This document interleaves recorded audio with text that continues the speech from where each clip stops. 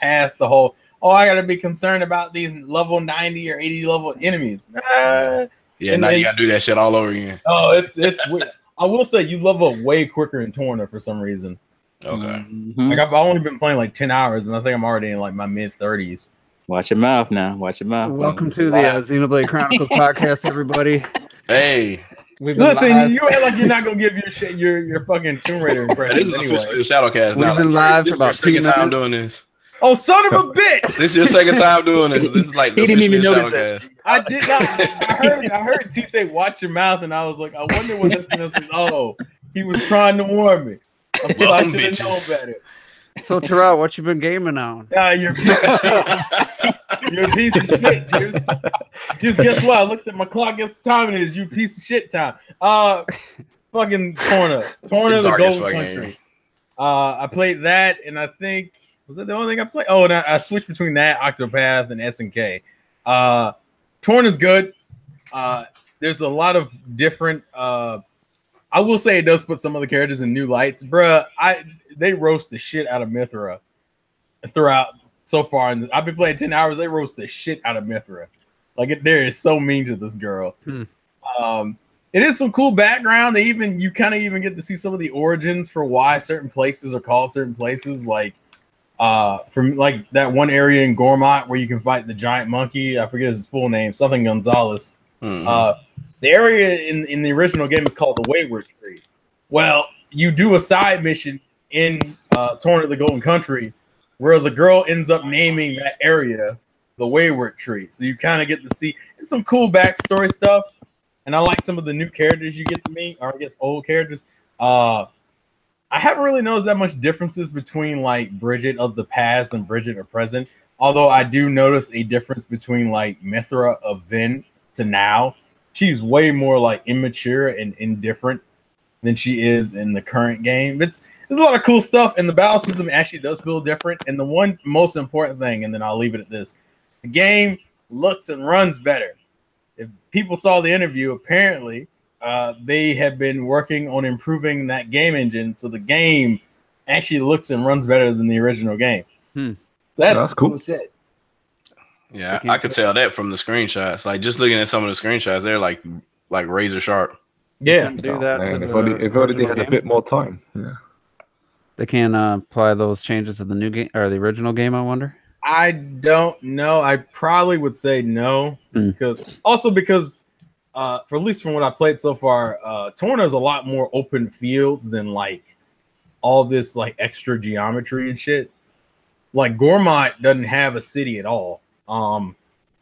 There's no town in Gormott whatsoever. I think the only thing that's there is like a grave site, which I won't get into what that is, but yeah. But it does, but for those who are curious, it does run and look better. It doesn't really slow down as much. And you can play it on Pro mode and it doesn't look like shit. So, you know. That's good training. That's good stuff. Yeah, GG.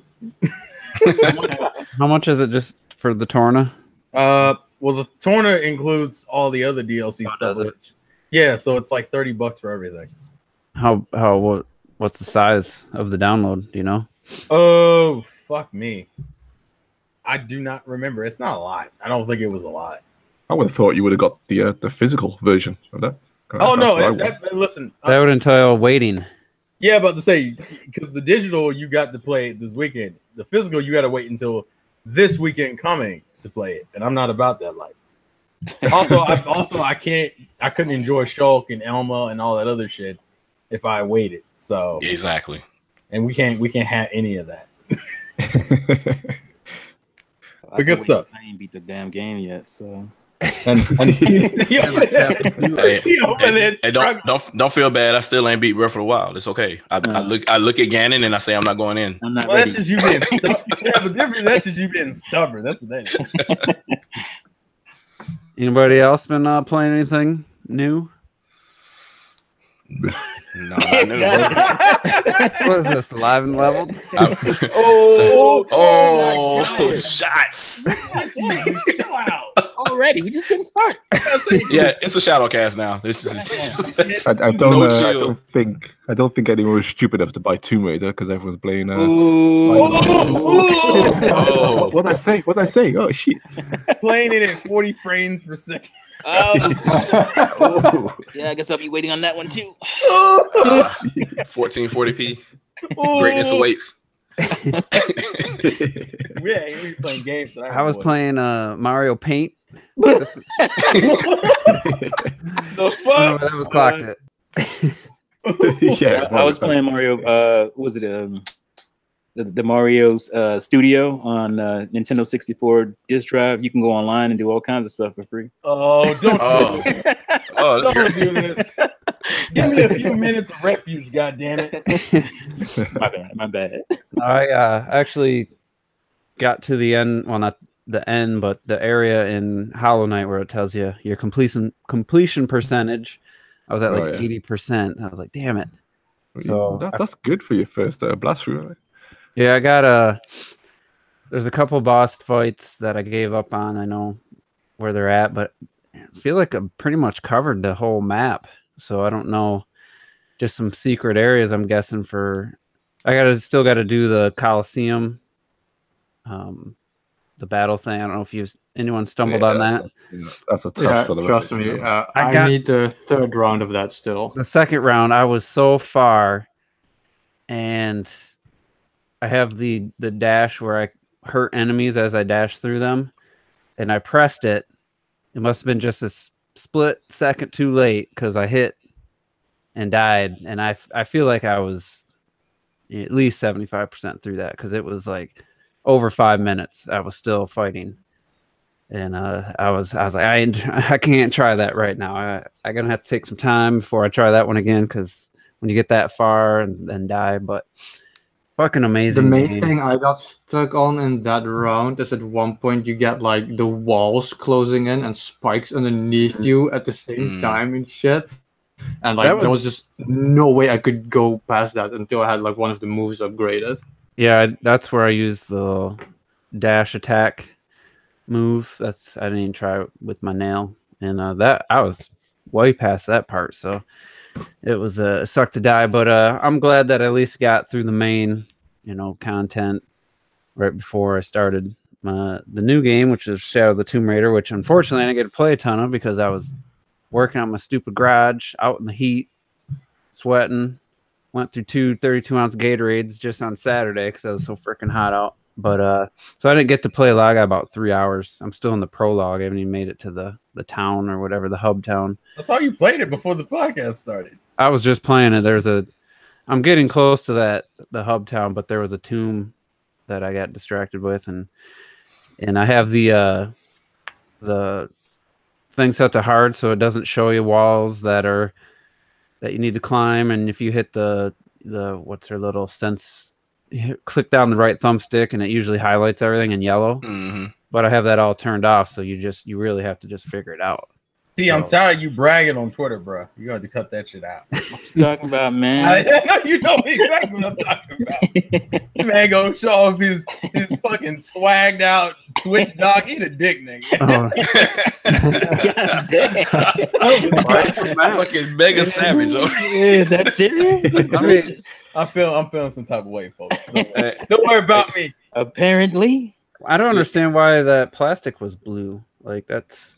With all the different lights, it felt because we were doing the unboxing. No, it's the plastic cover. It's the film. It's film over it, right? You got to take it off. That's what I was gonna put in the comments. I was like, that'd be weird if that was blue. Yeah, I didn't take it off in the video. I just didn't feel like doing it, but I did take it off later. There's a couple of those settings. I'm like, damn, that looks really nice. They need to make more of these. I'm like, why don't they make more? Like for other games, so it would be cool. I keep buying more it's plates. pretty damn bright though. I don't know. It'd be nice if there's a dimness setting or something, but it's not. It probably looks brighter in the picture. Yeah, but it's not really that because it's shining so hard. That's why. Yeah, that's a nice little accessory. Like that's the kind of special edition. If it came built in, that would be sweet. Yeah, that'd be nice. Anyway, Tomb Raider. For those that have played the first two, it's not. It's a third in a series. They didn't really change a whole lot. So if you didn't like the first two, you're not gonna like the third one. But if you did, that's a good formula though. I don't I really enjoy the. Actually, I kind of wish you had gotten further because I saw IGN posted a video saying Tomb Raider on hard is super hard, and I was like, because what, you removed all the easy mode features? They don't play games, man. Basically, something Uncharted should consider too is like you don't have to highlight the path every second, and it does make it more challenging. I was struggling to figure out what I had to do with just the first tomb, which I'm sure is easy. Like the original Tomb Raider? Yeah. Well, you had to figure it out. You actually had to figure shit out. But see, but people are so worried about sales. That's why they dumb the games down. Yeah, that's what it is. The original Tomb Raiders actually had level design and actual puzzles. With the new Tomb Raiders, I don't care even if you remove all the yellow flashy things. All you have to look for are ropes tied around things and stuff like that. And the platform is difficult because you remove all the yellow stuff because the level design hasn't been thought out in a way that you as the player would be able to strategically look around and say, right, that's where I need to go. Because now with graphical fidelity and stuff, they put bushes everywhere and they never really make it completely obvious what you can actually interact with, and then most of the time you can't actually interact with half of it. So that's why you fumble around trying to work on what you can actually grab onto. Yeah, and the original Tomb Raider was there was just walls that were flat. It was pretty obvious sometimes where to go. Or when you add all this detail, it's like, can I go here? And you got to jump. No, I can't go here. And then you die stupidly, and the game will bug out because you're not meant to fall down there in the first place anyway. And then lava will glitch through a wall and it disappeared into darkness and have some stupid scream. Hate. Sorry. At least the walls don't warp. The walls aren't rippling and warping as you're walking through the environment. So improve that.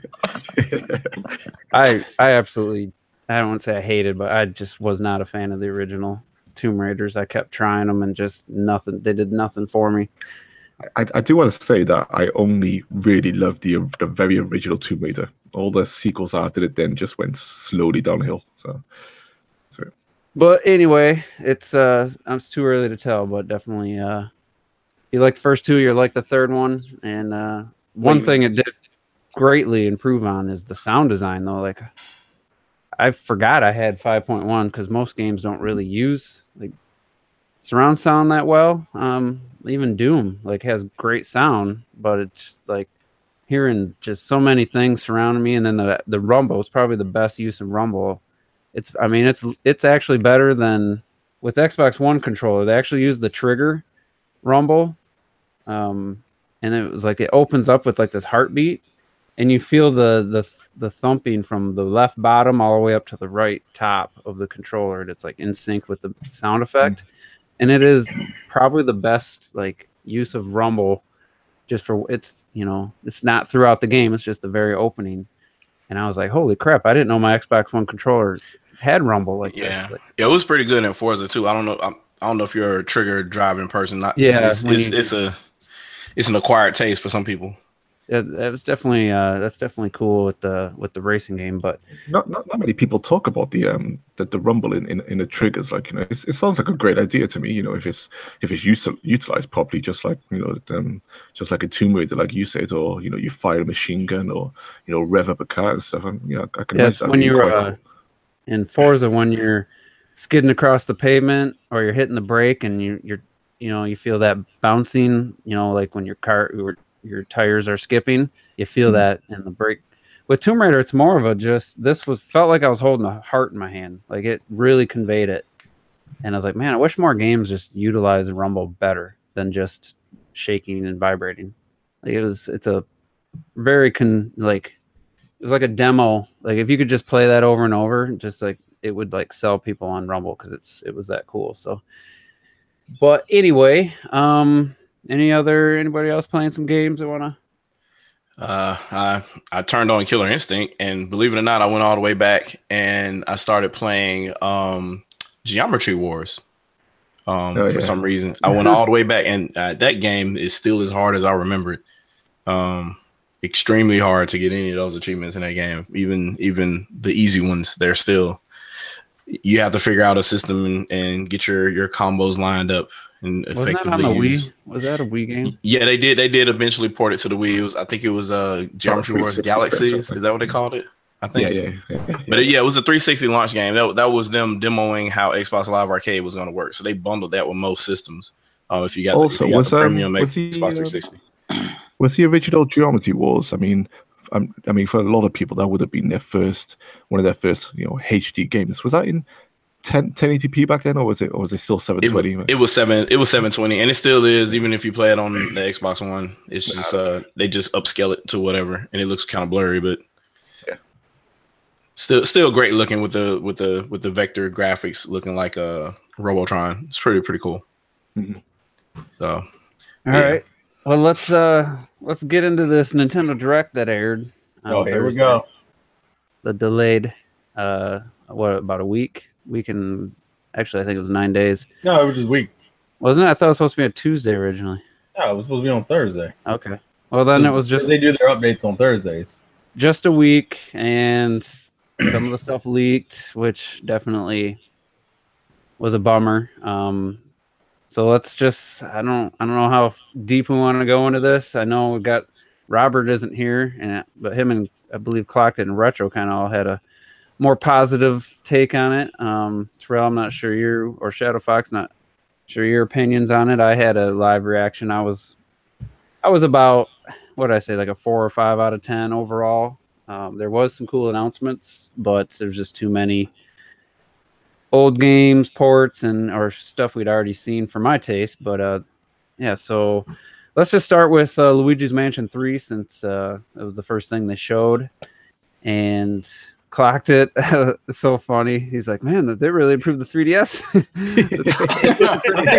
everybody said it. If you go back and if you go watch the reaction videos that week from last week, everybody was like, damn, this looks really good for a 3DS game. Went, oh shit, that's not the 3DS. See, I mean, it looks on watching just the re-upload, not the stream. It's definitely a good-looking Luigi's Mansion, but it in no way like impresses visually. I didn't think for a Switch game. It's not amazing. Yeah, I say it's not amazing. It looks nice, but one thing I said was that if you remember the very first Luigi's Mansion, that was shown as like a tech demo. Really showing off GameCube's lighting and stuff, and you'd feel like now, with the Switch, if they were to reveal a new Luigi's Mansion, then it would really, exaggerate that. What was the I'm sure there was like a CGI advert when they done Luigi's Mansion 2, and everyone looked at the ghosts in there like, wow, okay, this is what HD Luigi Mansion is going to look like. So when it was revealed, I did click on quite quickly into that as I started noticing the new rooms and new areas. I knew then it wasn't the 3DS version, but yeah, it's not the best reveal trailer. But still, I'm still excited for it. I still really want to play it. So it'd be nice to see that shown off better very, very soon in the future.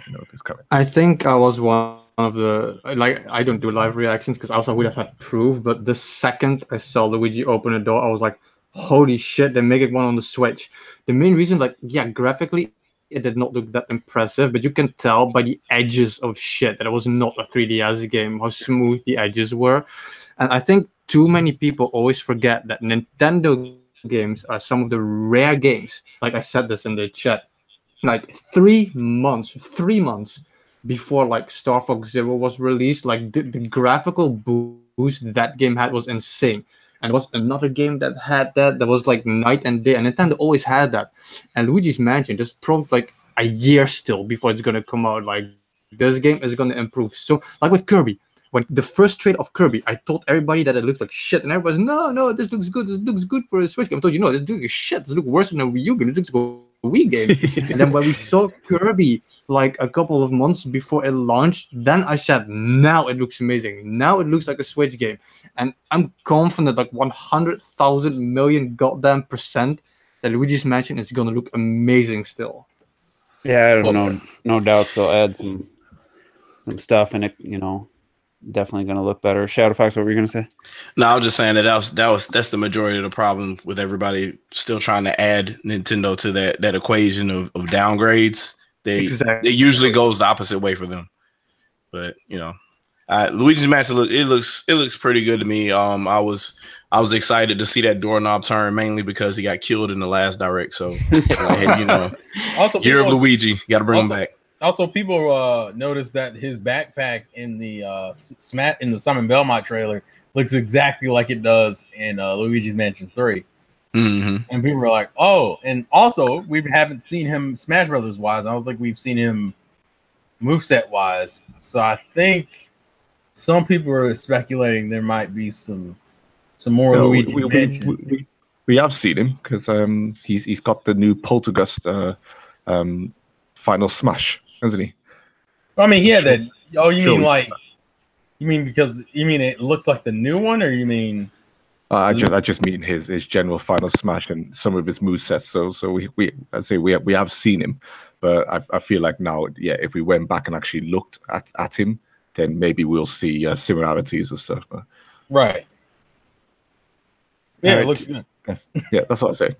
T, what was I missed your beginning of your live reaction, so I don't know what your thoughts were on Luigi's Mansion 3. Great take. And we will never know. We don't get to know. I see it's in the chat, so I don't know if your mic stopped working or He probably got it on mute and didn't realize he muted himself.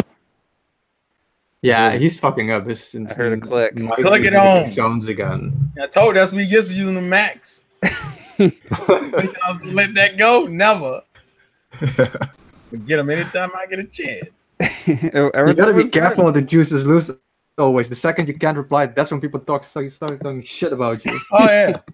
I hear you got the brunt of that, so I know you know. I'm sorry. I swear I heard him clicking his mouse pad like I told you that fucking Mac piece of shit. So I'll give my take. I PC user can give his take easily. I don't see what the problem is. Sorry. I was like, yeah, this ain't the 3DS. This ain't a 3DS game, but definitely didn't wow me from a visual standpoint. And yeah, it's gonna look better. I don't know how much it's gonna look better, but it's not. Oh, there he is. It's not for me. It wasn't the HD fidelity or anything. It's just they didn't change. The art direction feels very much just like the original game, which you could say that that's a good thing. But to me, I felt like they kept it too similar, and it didn't have a wow on not just the visual effects, but the actual environment looked very stripped down or small, whereas Dark Moon had all these huge areas. So I don't know, that could have been just the opening area. Hopefully they didn't regress back to Luigi's Mansion 1 like size game, and I'd like to see them at least it be as, you know, like environment wise and stuff, be as big as Luigi's Mansion 2.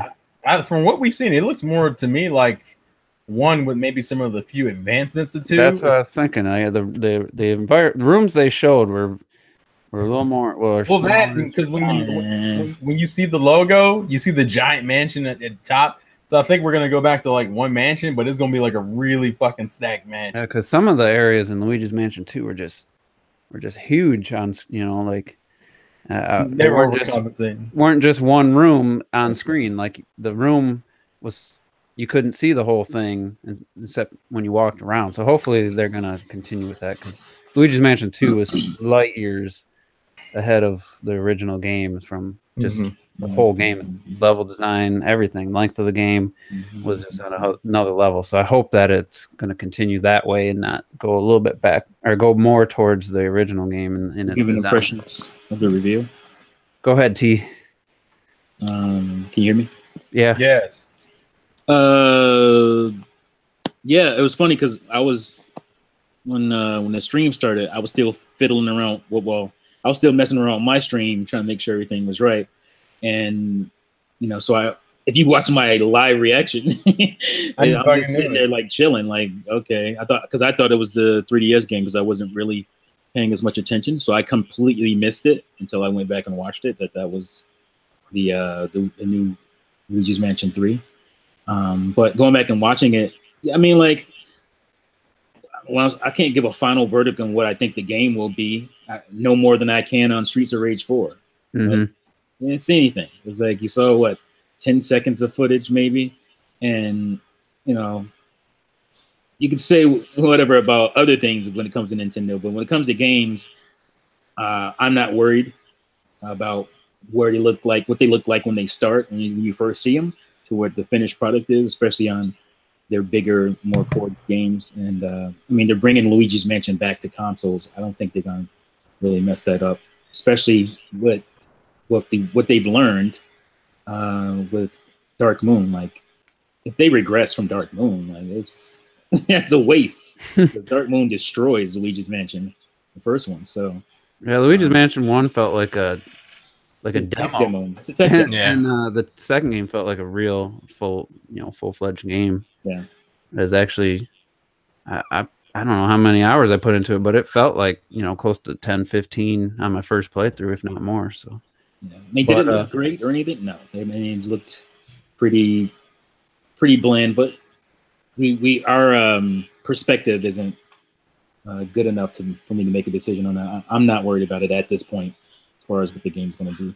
So do you guys think that putting Luigi's Mansion 1 on 3DS instead of Switch was like a tactical maneuver to see if 3DS owners would buy Switches for the new game? I have no idea why they would. I know exactly why they did it.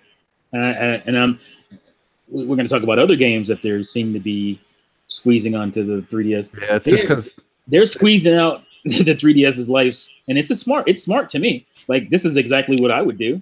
Profit.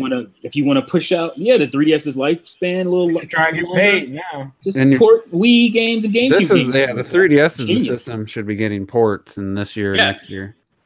Exactly. I'm more baffled. We got fucking Wii games being ported to a handheld. Like that's annoying because I would like to see some HD versions of GameCube games on my Switch, but you will never see it. And you can still get that. That's still a possibility. It's not like that because the Switch and 3DS to some extent are two different audiences.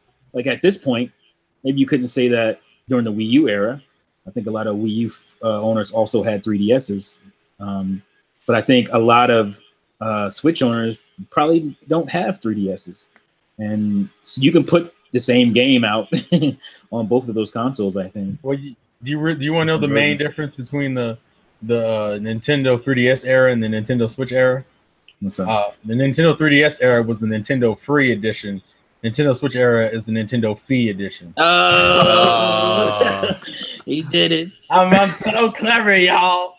So just wrapping up Luigi's Mansion 3, because 2 sold so well. I mean, it was just when this game's going to get announced, not if. So it didn't fall into the category of games like, I'm not sure. I don't know if they're going to make a new one. We still need a sequel to Super Princess Peach. Yes. So it wasn't like, yes, they're making it. Like, it was just, it's confirmed now. Like, I've always felt like after the sales of 2 that this was pretty much guaranteed. You never know. We don't know if this is a next level game either, do we? We don't know who the developer is. No, I don't think it said. Hopefully it's them because they did such a good job on the second game. Mm-hmm. But then they went into a bunch of 3DS stuff. Well, a bunch, about 4 or 5 games. They got Kirby's Epic Yarn, Luigi's Mansion, Bowser, or Mario and Luigi, whatever that one was. The only one we didn't know about, I think, was Kirby. I think that was it. The other 2 were then they showed some Yokai Watch. Feels like there was one more. They just talked about that on Twitter like an hour before the shit started. So definitely didn't take long. They didn't spend a lot of time on the 3DS. I didn't think they would. And then they got into the Switch stuff, which, what did it start with? Like Splatoon version 4, which didn't tell us anything. I don't think that was the start, but that was early on. I think that was the first Switch stuff. Oh, was it? Pretty sure. Maybe I blacked out. What was the first Switch stuff? I think it was Xenoblade stuff. No, Xenoblade was I got it written down. Hold on, son. Yeah, Splatoon version 4. So you got a receipt. All right. First Switch game, as far as I remember, was obviously it was Luigi. That's as far as you remember. Yes. We went back to Switch with Splatoon 2 version, or Splatoon 2 version 4, or whatever it was. So somebody here correct me if I'm just the odd man out here, but usually the Splatoon, even if it's something maybe I'm not super excited for, it's usually the trailer is usually super cool. Well, this one didn't grip me like that. I don't know. Yeah, because I'm kind of done with Splatoon, or just didn't have that usual. It doesn't explain anything. I was confused. Mostly, it seemed really dry.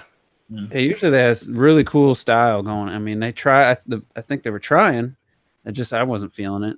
Yeah, it was just it felt like if you were following Splatoon updates, you knew what was going on, but that was really it. Not even that. Like for 2 weeks now or something, I'm playing a lot of Splatoon again, and I got like a couple of days left of that now. But it's like I saw this trailer, and the thing is, like the trailer's happening, and they're not even using like text or explaining everything. Like even if you actually memorize all the fucking gear in the whole game, you still have no idea what's actually going on. And then they just said there, link to the website. It's like you don't need a fucking trailer for 2 minutes to tell me to go to a website. Just tell me what's on the website. Because it was like go to Tumblr too. I went there. Go to Tumblr. The only thing it actually says so far is that there's a new set of weapons that I think is in the game now already. Instantly, they didn't say that you're gonna get like a new specials or a new shit like that, sub weapons, and the main thing that's about that nobody actually got. It's like a new mode. Actually, the changing the rules of Splatfest, where you can finally join with friends, for example, and that's kind of important shit. But say that, like, I saw this trailer, and when I was done, I was like, okay, what the fuck did I just watch? Because it was stupid. It was this stupid fucking trailer. Yeah, I mean, even if it's not telling you everything, usually it's just so cool, and they have just like these awesome shots of all 4 players that are like doing something and synchronized or something, and it just I didn't know if it was just me because I had really pretty much moved on from Splatoon 2 a while ago, so I didn't know if that was me. But no, it's true what you said, because like every time we see a trailer of Splatoon, even if you don't know it, it makes you want to play it. And now you see this giant open field with a character standing there. It's like that doesn't make you want to play it. Yeah, it was kind of a misfire. Usually, like that's probably the first time they didn't just like, oh my god, that's cool, I can't wait, makes me want to turn the game on type of thing, like you said. So. Let me try to use my memory to think what's next. I know Mario Tennis was pretty close behind, but I feel like there was something in between. Update for something. Mega Man. Mega Man, yeah. No, wasn't it the beat 'em up collection? Wasn't that for? No, Mega Man 11. Mega Man was the next thing. I wrote it down, man. Which I mean, we got the demo, and I know this would have, if it aired last week, it was the day the demo came out, I believe, if I'm not mistaken.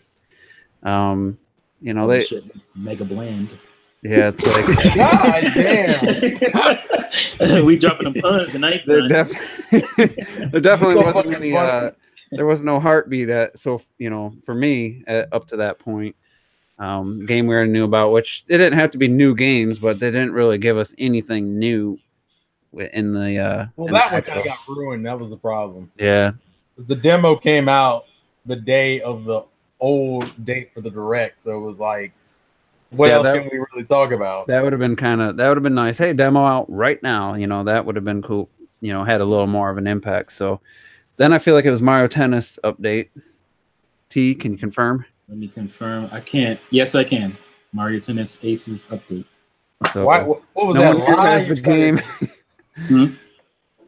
No one go ahead. None of us had that shit, so no one has. They added They added 2 playable characters. And they added I guarantee another OP character in that stupid Piranha Plant, dude. Damn. They said there's gonna be more characters throughout for a year or something, right? And I think they added now doesn't it have like a co-op mode or something? They did something, but I don't know. I wasn't really paying attention to that. It's like double co-op mode online. Okay, that's what it was. Back when Splatoon 1 came out, you remember having a discussion about, is Nintendo going to try this content rollout thing for every game? We talked about games it makes no sense for. Someone's like, oh, they're going to do this to Zelda. And with DLC and stuff, they had content coming out. But it feels like with ARMS now and now Mario Tennis, they're trying this. Hey, we're going to continually bring stuff, which I guess it's cool. You buy the game, you don't have to pay extra, but also it's like, why don't you let us know ahead of time that there was going to be more stuff, you know? With ARMS, I would agree. I don't think Mario Tennis would fall under it, because the thing with Splatoon in the beginning was that you got like a skeleton, you know, and then like every week they give you like a kidney and a lung and a hair and another hair and another hair. And Mario Tennis is still kind of a complete game. It's just broken. I just thought that's actually I'm looking at the patch notes for it real quick. They went and did a bunch of changes to all the characters. Like this is almost needed like, to. This is like fighting game patch notes. That's what they've done here. They fucking said, "Oh, we buffed Boo and we buffed Luigi and we nerfed what was the one that fucking Juice couldn't stand? Bowser Jr. Bowser Jr. Yeah, they nerfed Bowser Jr. Every character has a buff or a nerf under their patch notes, on top of just changing how the game works now. Like this is pretty extensive, all things considered. But go ahead. Sorry. Plus, it's got to add. They're gonna have to. They have that update just in time for the voice chat edition. Well, actually, it's after. It's like it's the 19th. Yeah. So you know, nothing really exciting there. So T, I think it was Damon Ex Machina, but why don't you go ahead and tell us what the next game was? Might have been New Super Mario Bros. No, it's not. I know I missed one, but I don't think Damon was that early. I'm pretty sure Damon was later. But I have Katamari Damacy reroll. I don't even know what that game is. Are you kidding me? You never see? Come on, I haven't really played much of it, but even I am aware of it. That's one of my favorite PS2 games. I love that game. Man. So another old ass game. Yeah, you cannot watch G4 TV back in the day without seeing real, right? Yeah, they love that. It looked like a PS2 game too in that trailer. Wow, yeah, it's a PS2 game. Is that it is a PS2 game? So is that I kept hearing rumblings that was like console exclusive or something. It is. It's a Switch on PC only. Okay, that's what I thought. It's kind of strange, but yeah. It is weird. That's almost like a Microsoft exclusive. Oh. Ouch. Hey man, at least I can't boot a Windows 10 on my Switch. All right. It's a very unique game, but it is fun to play, and the soundtrack is. I am kind of surprised they took a Sony game and put that on a Nintendo console. Well, I mean, I'm sure it's Switch. Different now. Like that company probably barely even makes games now, so it's one of those things. It's kind of like what's that game that came out that I like? I can't even think of the name of it. You think of the game that you like? With the Blue Soldiers. What is that game called? Oh my gosh. Wait. Anyway, that game was like an Xbox exclusive. Redux. Yeah. Oh yeah. Rogue Trooper, I think. Rogue Troopers, Rogue Trooper, yeah. And then it's like and then we never talked about it. It's like whatever. They just put it on. There were two games before Katamari, and they were the Capcom beat 'em up and New Super Mario Bros. Yeah, I knew the Capcom's beat 'em up was there. Is there a DS Katamari game too? I feel like there's a DS Katamari. Maybe it was PSP. I'm thinking. So if you watched my live reaction when it showed that Capcom beat 'em up, I was like, clocked it in T. For you. Oh, that's me too. It's funny because I completely missed it because my stupid PC just said bye. Yeah, I can't wait. I can't wait for that. Online, wait, shit. I can't wait for that game. Fuck that! I'm paying $20 because I'm playing those fight. I'm playing them beat ups. If that was part of the subscription, something like that would have been like, oh, that's a nice little incentive. But well, that's what that's what I was saying to myself. Is that, I mean, well, actually, we'll leave that to later. I can't get the Switch online now. We leave it to later. So. I've never been a beat 'em up fan, so that game okay, that's what it is. Sorry. Wasn't a blip on my radar, but I definitely acknowledged I know guys that are gonna be excited for that. It's a cool package deal with all those games in one.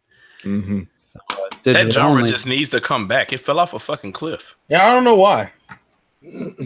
Is it because we have trash developers trying to put it into 3D and faded miserably? We just need good developers. It's like if you look at if Mad World's controls weren't as fugly as they were, even though they were workable. If Mad World's controls were good, then that would have been a great beat 'em up from Platinum. You can go back even further than that, though. You can go back to I just say in terms of 64 modern, like Fighting Force. Like that game was fine, but the controls modern beat 'em up. Yeah. I think Bayonetta to me is Bayonetta 1 and 2 are like that's the The new beat 'em up evolution of the beat 'em up, and that's the one something in the 3D space that actually works. And so one of the more recent beat 'em ups that I really liked actually, and I think it just really didn't do well. I don't remember, was like Double Dragon Neo. That was a fucking good beat 'em up. Like that to me felt like we're gonna see a revival of the genre, but then it just instantly died again. I think just because it didn't go very well. Wasn't there another Double Dragon game that came out at the same time that was like complete ass? Well, Double Dragon 4 is trash. Yeah, they did number 4. That's what it was. Wasn't there like a Dungeons and Dragons beat 'em up, like 4-player? Oh wait there. So I got Dragon's Crown on the PlayStation 3. That's from Vanillaware, the guys who done like they do Odin Sphere and all that. I think Jesus was talking about the one that came out on Switch. Super Nintendo game. Oh, I thought you were talking about the Wii U one. Maybe it was Wii U. I thought it was on Switch. Might have been. Yeah, there was one on Switch. What was the one that you bought? T. I think characters. Yeah, I never really liked the art style, but what was it called? The characters. Like a side-scrolling 2D beat 'em up, and it looked kind of. Raging Justice. Oh, Raging Justice. Raging Justice is trash. Is that what you're talking about, Juice? That's not the one I was talking about. One I thought it had something to do with Dungeons and Dragons, like it was like a 2-player, 4-player beat 'em up type game. But I don't have it. Well, I don't have it on. I have a Wii U game. The Knights of Mystera or something. I forgot. It was that's on Wii U. I had a sprite-based one. Then there's Wolverblade on the Switch, which I think is a beat 'em up in a really cool art style. Both of those are really good games. Yeah. Yeah, we've had loads. We had like the Scott Pilgrim one. I mean, that got taken offline, didn't it? You clearly can't get that game ever again. Yeah. Fucking hate that. Oh, there's ways. I mean, there's way. It's kind of like, but it's kind of like PT, where you can't officially see it. Officially, yeah. And the chances are they're gonna fuck it up real bad, but we're gonna get a new Battletoads. Yeah, I'm glad to see your optimism's up, Rick. Goddamn. Inspiration to us all. That was Battletoads is one of the most overrated games of all time. God damn. It just is, man. I'm sorry. It just was overrated. We need to talk. What's going on? So let's talk about the next game, the biggest, announcement of the Direct. What? New Super Mario Brothers U Deluxe. Bruh, before we talk about the game, real quick, I fucking love how the Mario lore seems to be getting more and more fucking complicated.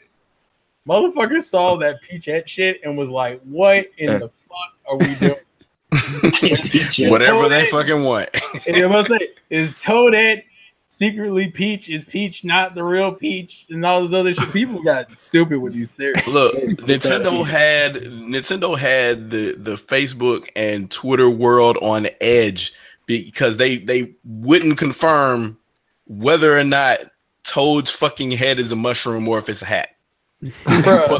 for like a day or two, people were like, "Tell us something," and I don't like why that kind of stuff. Nintendo's their materials just fucking shit crazy. I don't. You can just pick anything you want. It's just weird shit that people are just like, I don't know why this interests me, but the fact that you won't give me an answer is what makes me curious about it. Is Birdo a girl? Why does she vomit her children? Like, I don't. It makes no sense. It makes no sense. Technically, Birdo is in the booklet. I think it says it's Yeah, and we don't talk crazy. about that because life is hard.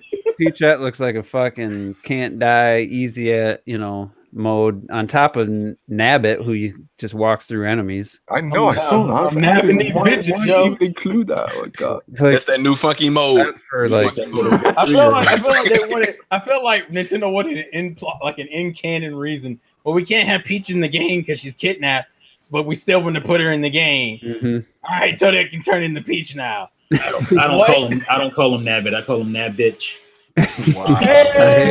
Bitch. But even from Nintendo, Nintendo, including a character like Nabbit to actually just literally run through the enemies is. Yeah. I know they want easy modes to try and teach younger kids how to play these games, but I mean, we learned how to play Super Mario Bros. through trial and error. The way they set up those levels was exactly to teach you how to handle the enemies. So why have it so easy where there's literally no interaction whatsoever? At least with funky modes, you still kill them. whatever. But they lost their goddamn mind. That's why. Are any of us buying this game? To be fair, Nabbit can still die in pits. Is any of us buying this game? In the past, when you had easy mode, like I loved it. Like especially around Super Nintendo era, you like easy mode would actually also punish you. Like it would make it a bit easier, a bit less enemies. You could get an extra hit or some shit. But then, like at 70% of the game or something, like it would stop. Like you wouldn't actually be able to finish the game. And I think that's a fair way to do it. But yeah, it's like you said. Now it's just like the Mortal Kombat DLC bullshit. Yeah, hit A to do fatality. Fuck off with that shit. Learn the goddamn move. I think they've just gotten to this issue where they think that they can't.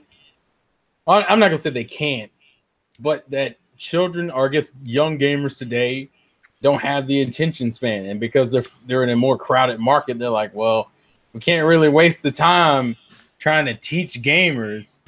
Yeah. So I guess our only option is to make it as convenient as possible for them.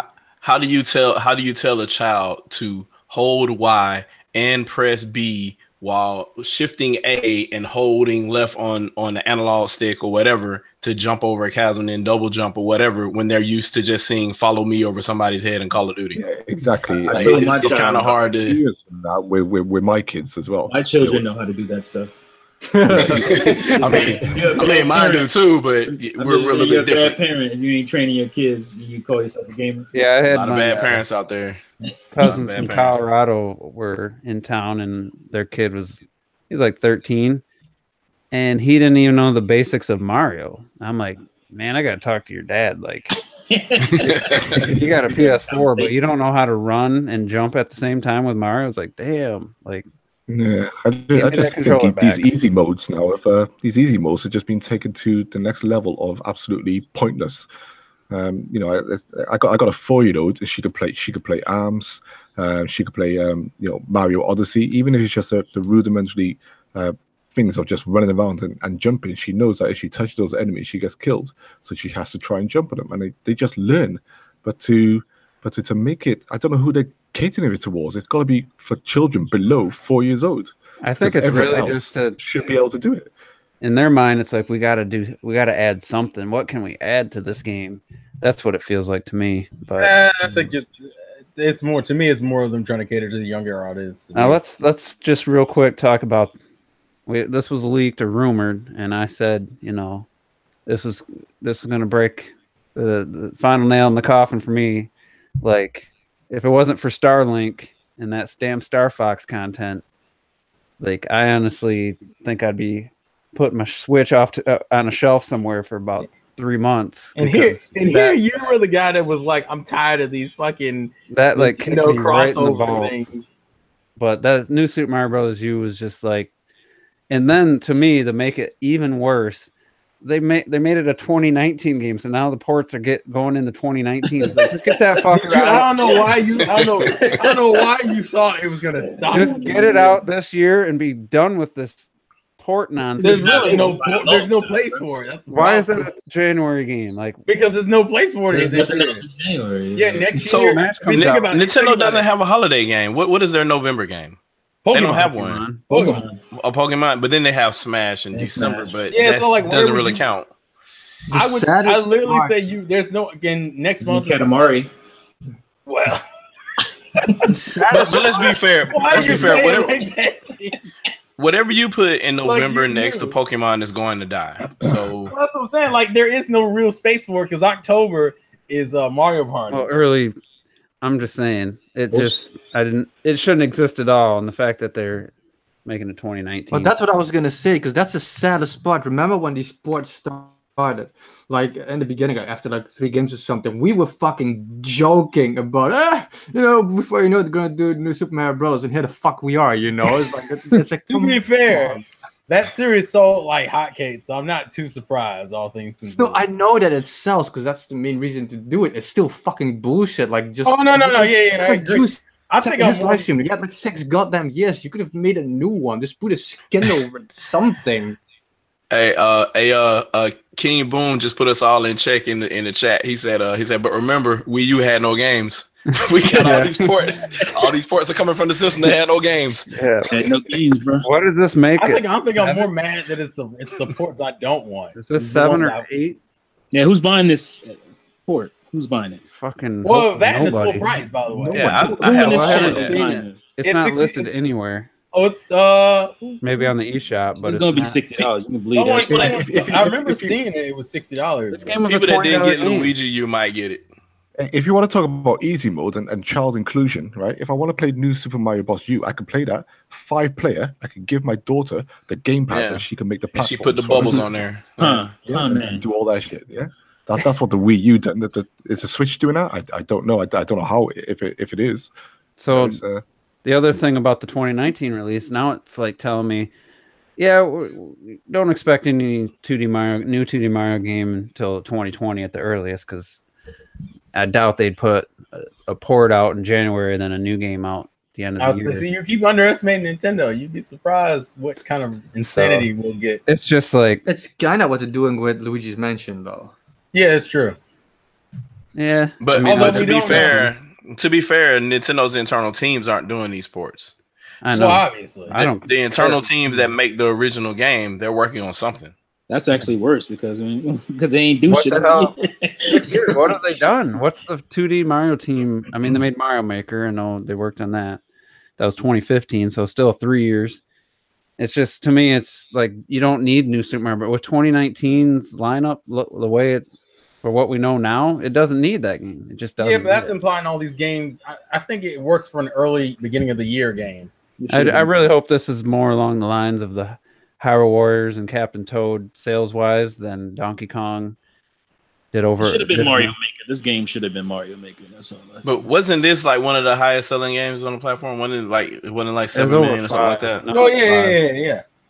5 something. That's the reason why. Well, because they had to put these ports over there because it didn't sell great on Wii. No, it's just they know that they could get money for it. No, but that's the excuse I've been hearing. It's like, oh, we got to bring all these games over because it was the Wii U and the Wii U didn't sell well. The game sold damn well.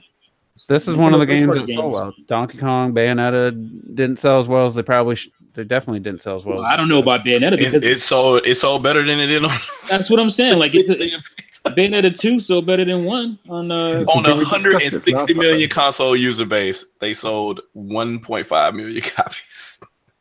Oh my god! Yeah, over 1 million on Wii U wasn't that bad. So I don't know if it was the Wii U or it's people just a lot of people talk shit. Oh, I want this game. I want that game. The game comes out and they don't even buy that shit. So nope. All right. So what other games? What other games? I think. It feels like the Daemon X Machina, maybe Pokemon Let's Go were probably like 2 of the next ones, if I remember. There was a bunch of filler. I definitely. What were we just talking about? New Super Mario Brothers. New Super Mario. See, I didn't write New Super Mario Brothers down because I didn't give a shit. So this is for my videos. I wanted to remember, so I didn't write that one down. I didn't care. But what is that? Let's Go bundle. Yeah. Which we knew about. I don't know if that was leaked or they just talked. I think they told us. Ugly ass left Joy-Con, Jesus. Bro, you in this random. It's looking better than the Smash bundle. It is. But is it the physical Pokemon game in the Smash bundle or the Pokemon bundle? No, download. Download for both actually, for Smash and at least you get a custom back on your Switch. And exactly. Not some great Joy-Cons with the stripe. It's better than Smash Brothers one, so I view it as let's make that up. Smash Brothers ones we'll talk about later. So we knew about that. They showed Let's Go. What else? What was next? They showed Diablo 3. Yeah. Diablo 3. Yep, Diablo 3 was next. Which, I mean, if that would have been the announcement for Diablo 3, that could have had some impact, I think. Yeah. Well, you know what made it worse? They fucking tweeted about Diablo 3 before months ago. And before the direct happened. So that we already knew everything. Yeah. And that could have if that would have been a surprise, that definitely for some people that would have been like, oh man, that's pretty badass, But that's just one of the weird things about this direct. Some of it was a few things may have been leaked, but other stuff we just had been announced before. So there wasn't a lot of surprises, but what else? Super Mario Party. All right, next. Hey,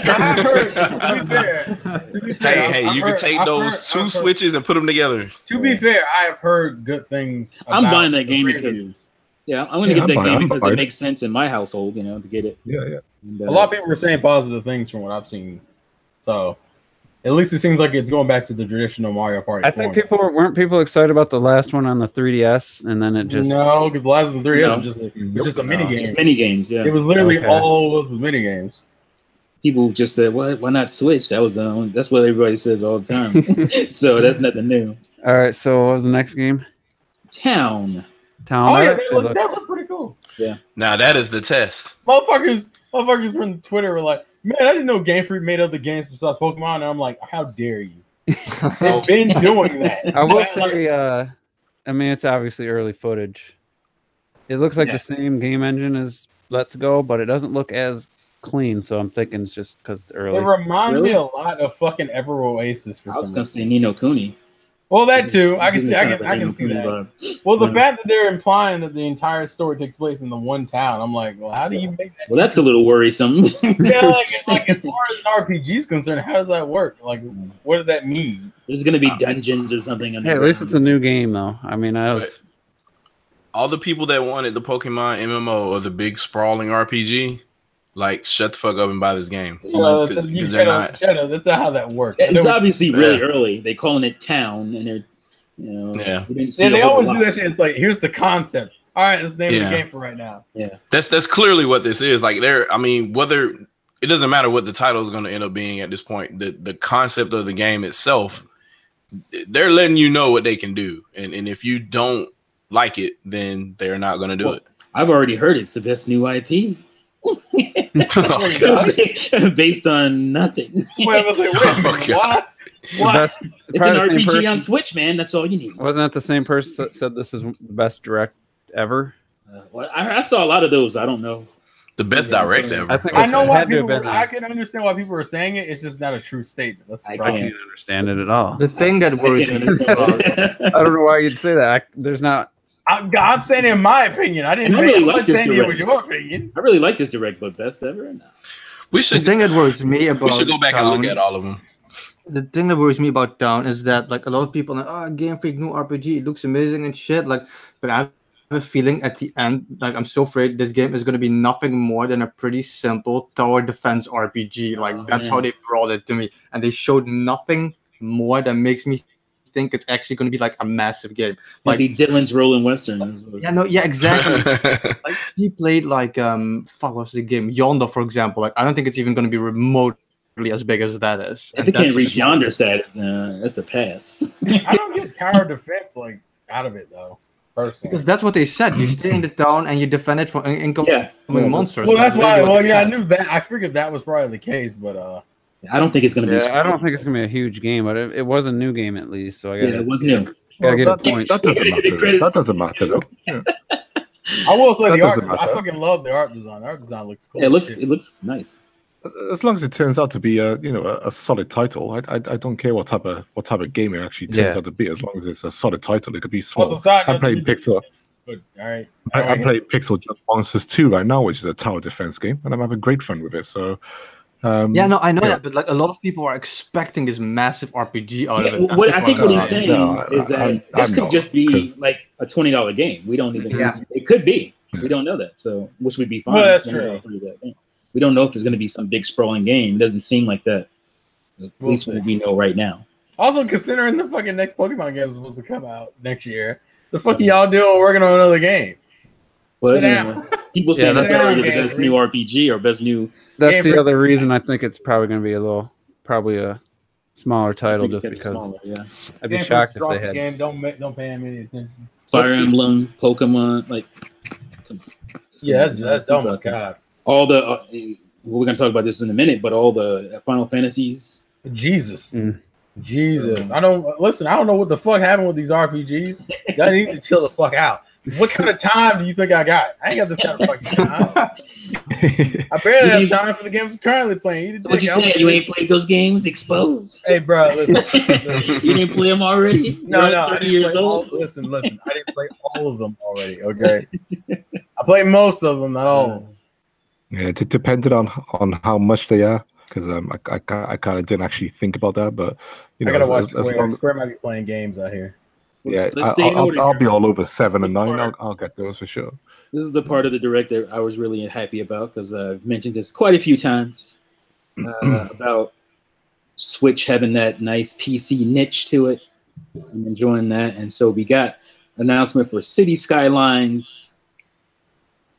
Wow, that looked like an N64 game. That was like PS2. I just thought that we weren't fucking with SimCity, so this is that's exactly what I was gonna say.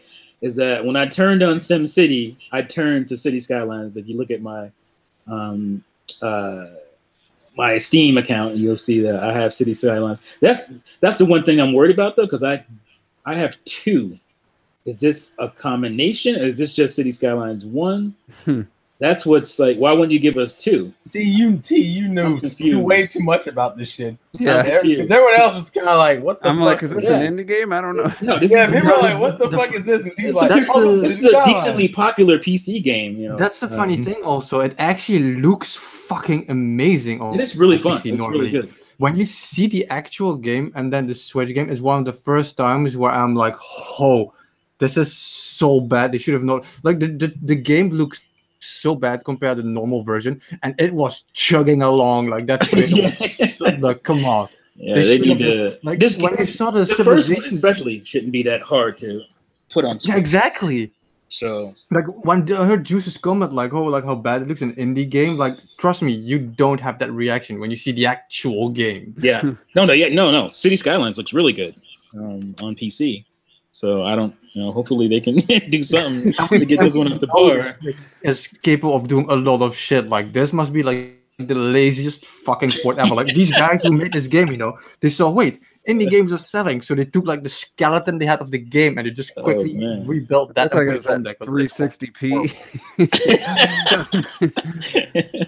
But I kind of hope it was just a bad trade. But I was just happy again, like that niche is being met on Switch. Well, I like the announcement for the tabletop games. That's to me that was cool. That too. Yeah, that Lord of the Rings kind of game. Yeah. Let's go. And then Catan or whatever. I've always wanted to play that. So some of those games the rules are so confusing. It's hopefully these games have a good way to tutorials and stuff to help you learn the game. That'd be really cool because a lot of times you're like digging through the rules, trying to figure out what you can do, what you can't. So I'd like to see more stuff like that. Hopefully, if they're not overpriced or anything, that'd be cool additions. Like to me, that was like one of the first things that kind of turned the direct around. Was like, oh, that's cool. I like seeing these kind of games coming. It's something I never see on a console. So. Well, yeah, you go back to like the PS1 even and stuff like that. All of the PC games that we were getting on those consoles was great. The mix of diversity for genres.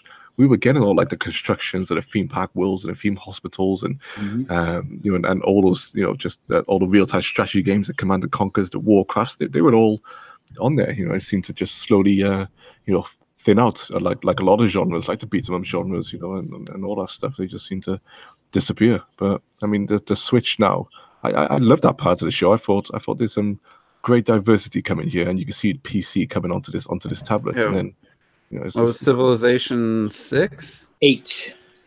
6. 6 V and 6. What did I say? 8.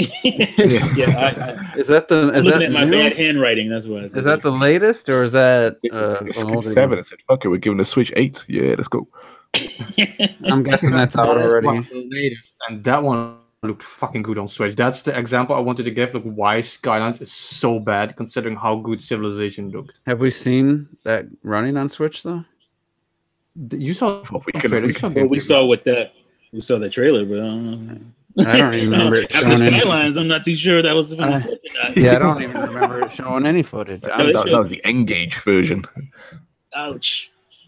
Yeah, I think Skylines. They just said Skylines 2 is just not going to run on Switch, so we just do 1, and it's not running well either.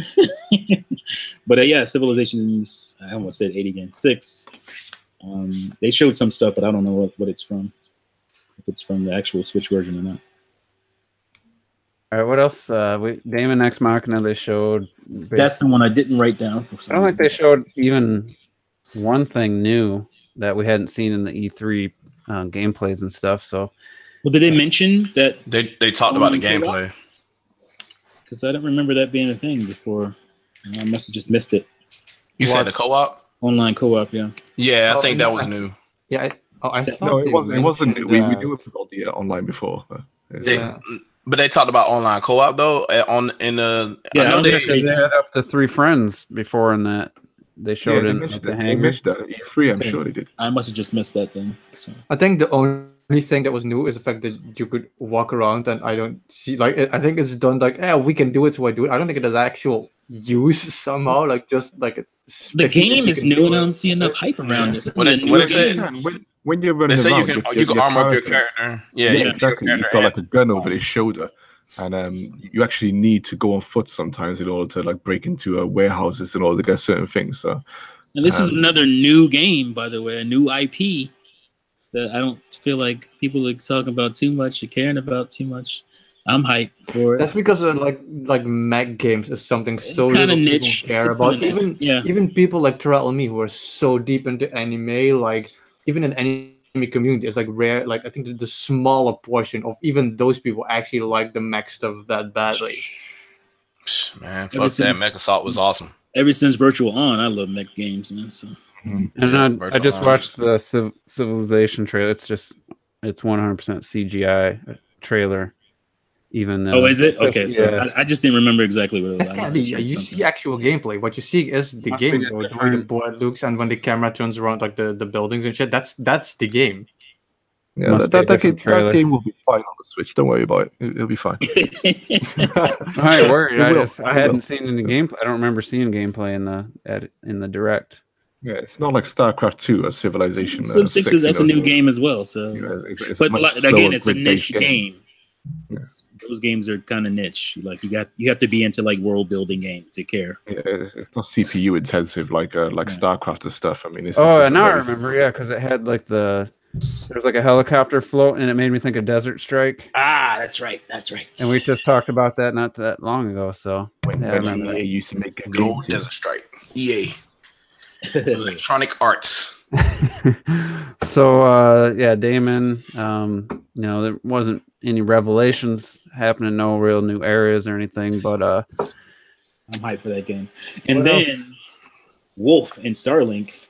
Oh yeah. I mean, that's CGI. I felt like we already knew that, but I guess we didn't. I didn't. It felt like I didn't know he was in there. I mean, it's great that you have an enemy that you recognize. That'll be Ubisoft just killing it with the CGI in that game. The cutscenes look phenomenal. I even like the original characters, like from what I've seen from the opening. I'm like, if you think about it, they're killing it with the 2 major games that they've done crossover wise from Mario Rabbids, the character designs that they had in there for that game. Mm-hmm. Yeah, but that was actually Ubisoft though. This game, I'm getting a bit salty over this kind of because first of all, like Starlink isn't actually Ubisoft. It was from like an indie studio. It's just under Ubisoft. Yeah, they're publishing. But the fact, like, I love this trailer. Like the scene with Wolf was just so cool. I love his voice and everything, and it was super badass. But I feel like all this Star Fox shit is raping the image of what this fucking incredible game was, and by now people thinking, oh, Star Fox. But I remember when I saw the trailer in the beginning, I was like, fuck yes, finally a cool shooter. And like now everybody's like, yeah, Star Fox. So I feel like does it matter though? I think Rob did it. You're making a problem where there's no problem. No, but I'm gonna like call him out a bit now. Like Rob of the review. You don't have to play with. No, but it's play with the Star. I don't like the and it's only the Switch version. I just don't like the idea. But I don't like the idea that this game that was really cool, that this team put so much effort in, that a lot of people didn't care too much about that now because Star Fox is in there. All of a sudden, it's cool. Like, that's the point, man. I just feel like it cheapens the original build, considering how much people hated the last few Star Fox games, and then now that was Ubisoft's idea, though. Star Fox. I don't know how you cheapen an indie game with Star Fox. Just remember that it's only the Switch version. All the other versions are just going to be Starlink. And the Switch version is going to destroy. Even the Switch version is still Starlink. It's just saying, hey, guess what? As well, for your Nintendo privilege, you can play the Star Fox team as well. I mean, or there's the PS4 version. I don't. Which version you think gonna sell the most? We already know it's gonna be switched. All right, so like this is Soul Calibur 2 all over again. Right, so exactly. So adding Star Fox is just icing on the cake. Like I was hyped for this game before they said Star Fox. Now this is just an extra incentive. It just makes me happy. This is what you want on your Nintendo platforms, man. You know, to have these exclusive crossovers. You can get the main game and then have some Nintendo flavor thrown in. I don't see any issues, Retro. Any issues. Yeah, and it's like Skylanders when they threw what's his name in there? Spyro. Bowser. Like, nobody gave a shit about Skylanders until Spyro was in front of it, and then like after the game sold well, they gave buy Spyro, peace. They didn't care. Okay, so I'm like a huge Skylanders fan. I have all the games. I have way too many figures that I should have. And when Bowser and Donkey Kong were out, I understood this. It was marketing. Yeah. People say, "Oh, Skylanders, you can play with Donkey Kong." But now that's why I don't like it. People are borderline calling this now Star Fox, and that's what I don't like. But this is the first. This is the first Starlink game. So think about the first Skylanders game. They called it Spyro's Adventure. Did they not? There was a reason for that because they wanted Spyro was in the title. Yeah, Spyro. It was called Skylanders Spyro's Adventure. Yeah, that's how they marketed it. They marketed it with Spyro, but because they knew they needed a name to help the thing sell. And once it sold, like people cared about the gameplay of it and the whole Toys Life thing. I really think more than they cared about the characters. Yeah. I'm a little afraid for the people that are going in just for the Star Fox. I don't think the Star Fox content's going to be as robust as far as the cutscenes and stuff. You'll be able to play the whole game, but I think the focus is still going to be on the original characters. If you watch the opening cutscene, I believe that. I have no problem with that. I'm considering actually not playing as Star Fox my first playthrough, just playing the game original and seeing how it is. So that's probably not a bad way to go. I might do that. And you got the option. Mm-hmm. So I mean, but you gotta imagine though, there's at least some type of story in there though, because why would they add Wolf? No, they said there's a full Star Fox story line in the game. Yeah, it doesn't mean it's. I mean, it might only be. I don't know. It's gonna be DLC. I'm not expecting it to be a Star Fox game. It's gonna be DLC-ish with the Star Fox storyline. That's what it's gonna be. Unless that game previews come out and everyone's like, oh man, this game's repetitive and boring or something. Like, I guess I would question it. It's not a guaranteed must buy for me at this point, but I'm definitely it's probably gonna be my next purchase at this point, next game purchase. So looking forward to it, and seeing what other characters. I think we'll have Crystal. Think there'll be any other characters making an appearance. I ain't worried about what nobody say. I ain't worried about what nobody say, because I looked at the game and I said, yep, I like that. There's a bunch of games that I can name that I think people will look at, man, that's repetitive and boring. Like, I liked how that looked before they announced the Star Fox was gonna be. That's what I said. That was the first thing. Well, we all did. I was intrigued when they. It looked like Robotech you could use with your Switch. Yeah. The only thing I don't like is it looks like if I'm not mistaken, the what do you call it, the toys or whatever only work with the Joy-Con grip. Does it have to be plugged in? I don't know. What's with these Nintendo fans who don't like their damn Joy-Con grips and shit? I don't use the Joy-Con, so I'm just asking, does it? Because the grip doesn't have any kind of plug or anything, so I don't. They already said, I think, that you don't need to use the ship's own controller to play with it. I get that, but I'm just saying. It's the same when they ported Skylanders Imaginators to the Switch, where they said you don't need the portal, you don't need the figures, it saves it in the system. And I think they said this game is going to do exactly the same thing. So you can just play with the Pro Controller. The ship is on the controller. Is it hooked up to some? Is it USB? I don't understand how it talks to the. Probably uses NFC, doesn't it? Probably NFC. Yeah, it's NFC. Yeah, that makes sense. So yeah, I have no intention of having a stupid ship on my controller. So I'm still going to have that stupid ship. I have no intention of playing the game the way they want. That looks absolutely retarded. Not only do I want that shit on my controller, and I want it to be fucking like what is it called? You know, like what you guys like with the Doom has. You know the. I'm gonna be playing it in my house with nobody watching. When you move the controller, so you can actually move the ship around, you know? Yeah, that. I wanted to have gyro, like have the ship my controller and go like Star Fox Zero moving and shit. That's gonna So be you can so look like a complete ass. I don't get I want it. that Star Fox Zero controls because everyone loved those. You can't look worse playing that game than anybody playing Dance Central or I don't know 1-2 Switch. So Exactly. I'll be playing with the Pro controller, so I mean, even if I wanted to use the toys, I don't think there's support for the Pro controller. They didn't mention it, so I'm gonna play that shit the way the developer want me to play that shit. yeah. Okay. My Joy-Con grip is in the box, sealed up. I don't even have it out anymore. Hey, gotta have an HD rumble, son. You need them Joy-Cons. Hell yeah. The Joy-Cons, the HD rumble is significantly better in the Joy-Cons than the Pro controller, which seems kind of pisses me off thinking about it though. You pay $75 for a fucking Pro controller, and the HD rumble isn't even as good as the Joy-Cons. I wonder why that is. It's the same cost as the Xbox One controller. So yeah, I think there's only one motor in the.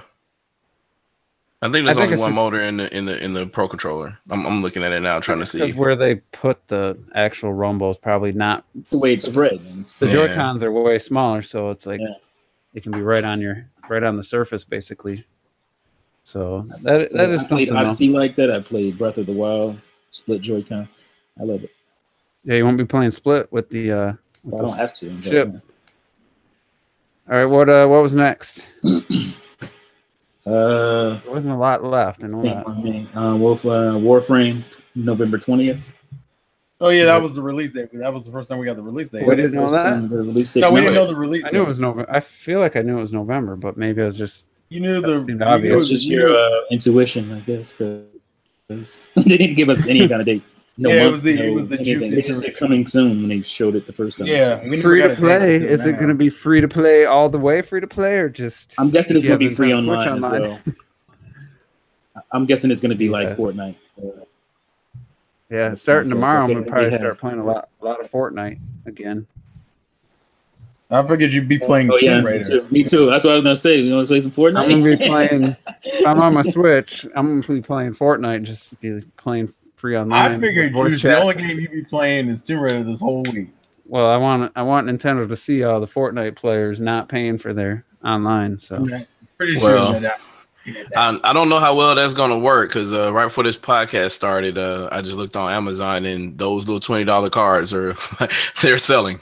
So they're gonna sell. Yeah, I ain't saying it's not going to sell, but any dollar that's coming out of their pocket with this situation, I wish more people would just take a stand at least for like a month just to send a message, but.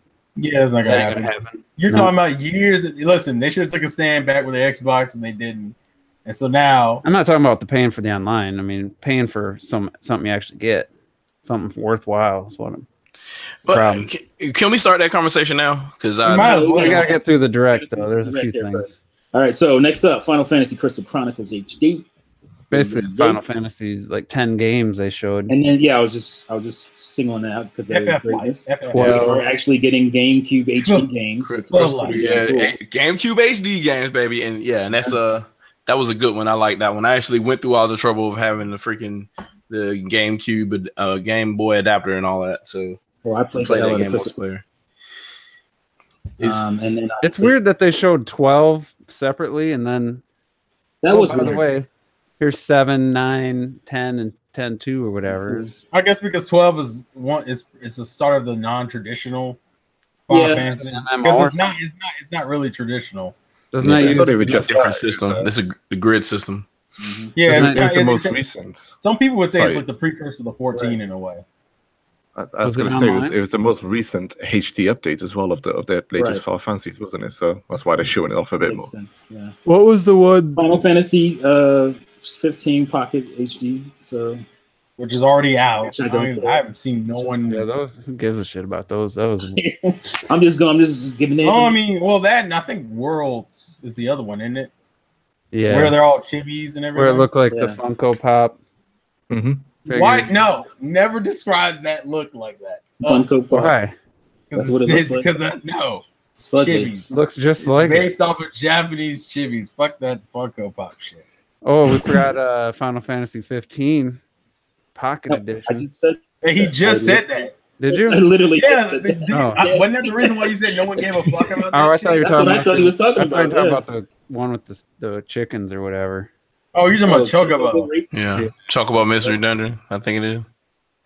I think like the world Mystery Dungeon. The Final Fantasy world is going a bit too unnoticed because that game is like brand fucking new. That like just came out on the PS4 and that's like a year old, isn't it? Like a year and a half, I think. I heard, because I've heard a lot of good things about it.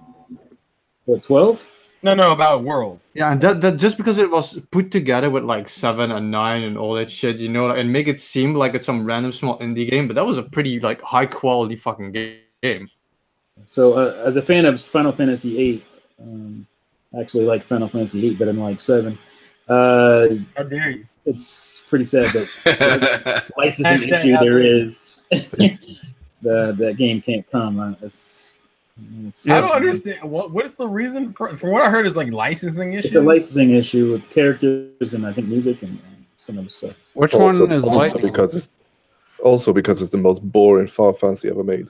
But I read an article that said something about the original source code is missing and all that. But I'm like, you have the original disc, just fucking re-export the shit or do a direct port. Panzer Dragoon Saga, you know what I'm saying? It's Final Fantasy. Same thing with Panzer Dragoon Saga. That's where they had. Power went out. I need you to reset the refrigerator's beat.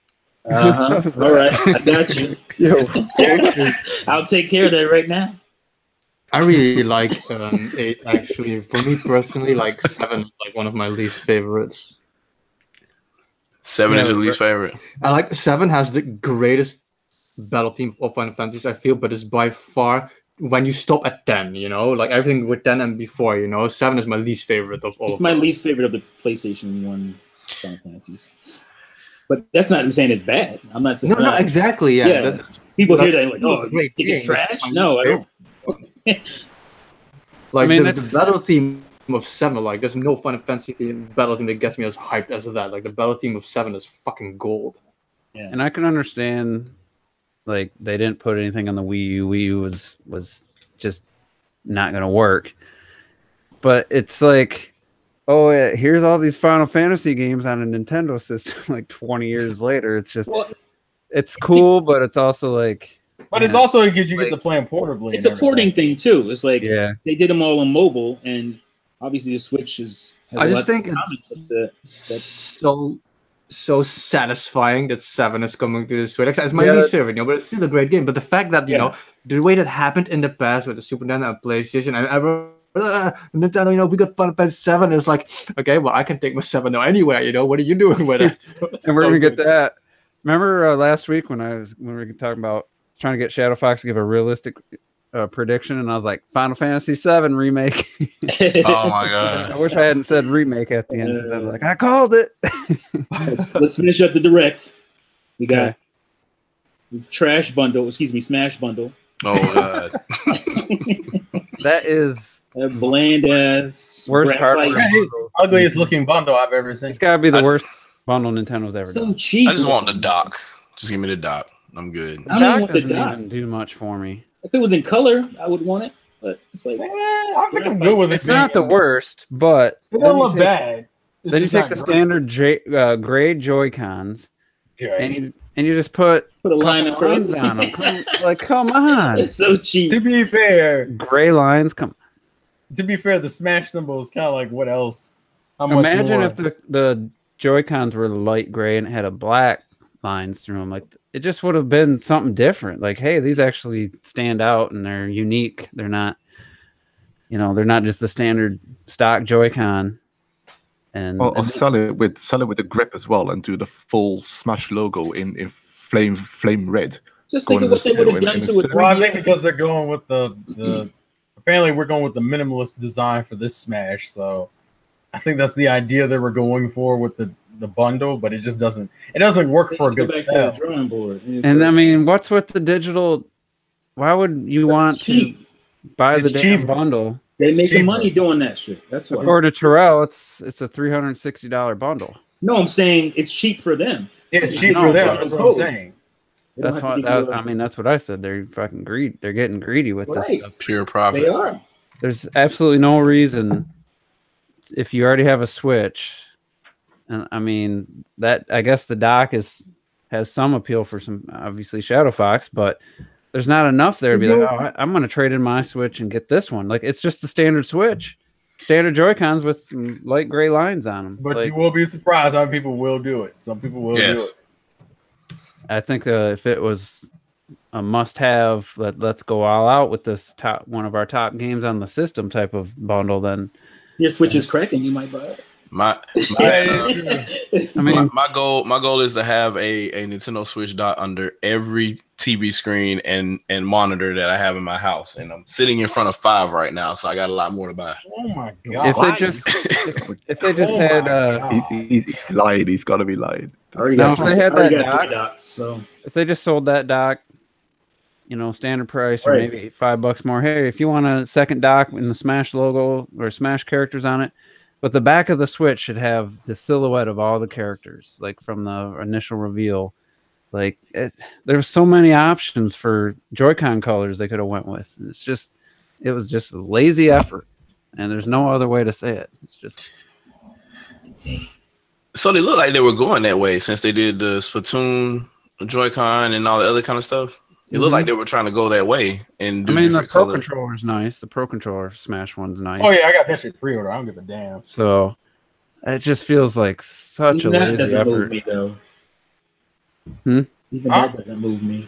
Yeah, I mean I'm not getting it, but at least it stands out versus the standard Pro Controller. Man, listen, I lost my chance with the Xenoblade one. I'm not making the same mistake again. You can get one. It's only $155,000 on eBay. Man, sit your ass down with that shit. Anybody? I mean, Clock. Any thoughts on the bundle? I don't think I heard you say anything yet. No, I literally got no interest in it whatsoever. I thought the design on it was pretty meh. And I feel like I don't feel like it's lazy. I feel like they don't just throw these things out. I think they look at them and feel like these are good without really doing any consumer research on it in some way.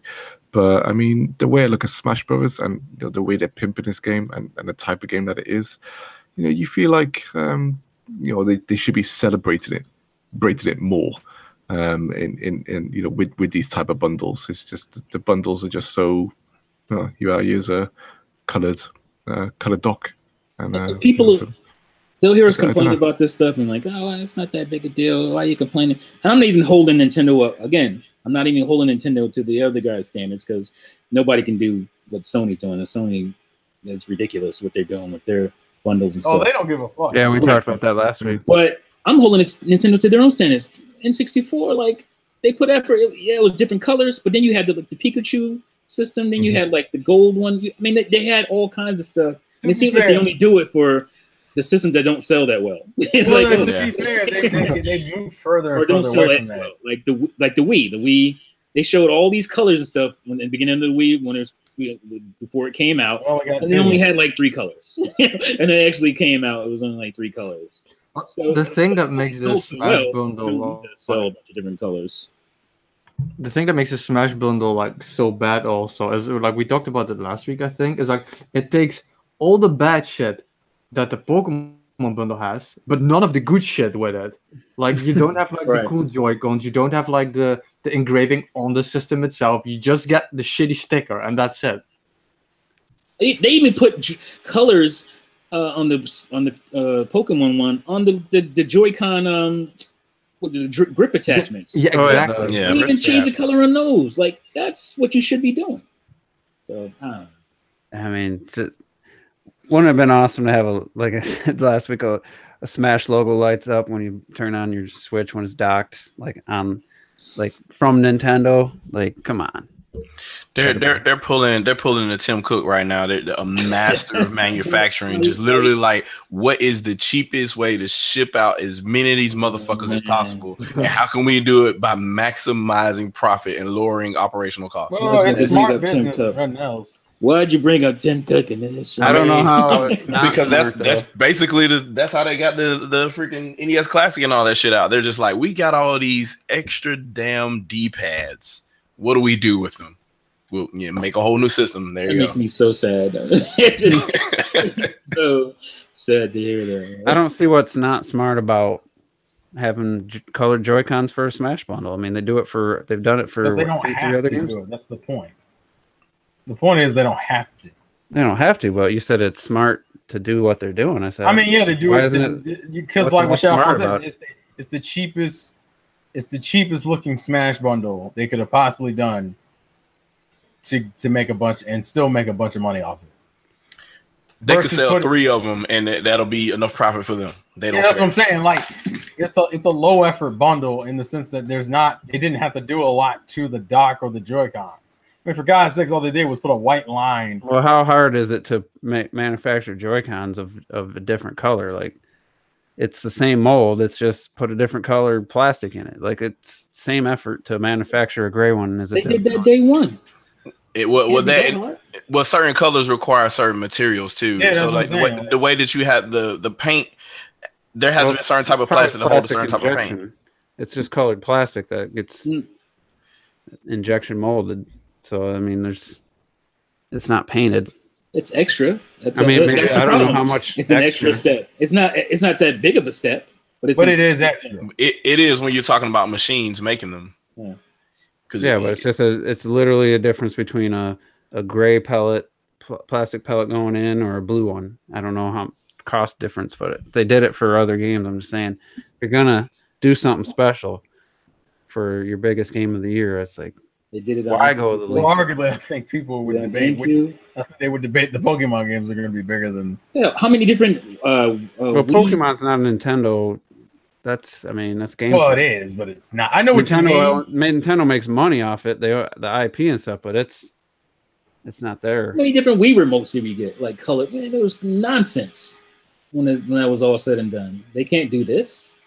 Yeah. Well, to fair, we have a decent selection of Joy-Con colors. Yeah, I mean, there's plenty of colors out there. It just feels like so it's not the Joy-Cons that's the problem. This was a very minimal effort put forth in this. Yeah, compared to what they could have done. The fact that it comes out November 2nd is just, to me, is just we got to get out before Black Friday, even though the game's not coming. Well, look, like I told you, it's strategic as fuck. It's all business right now. If you look at the box, it says download not available till game releases or whatever, something like that. And some people are like, is the game releasing early? Nope. And I said this in my live stream, and I said, I could be wrong, I might be reaching a little bit, but I said this in my live stream is that I don't think this would be the case with Iwata. I just don't feel like it would be the case. I like how that's all of a sudden starting to come because that's not the first time I've heard that in the last few days. I haven't heard anybody say it. Somebody else has been saying it too. I've heard it. Actually, I heard it in the chat earlier. Yeah, just in the chat today. They got it from me, son.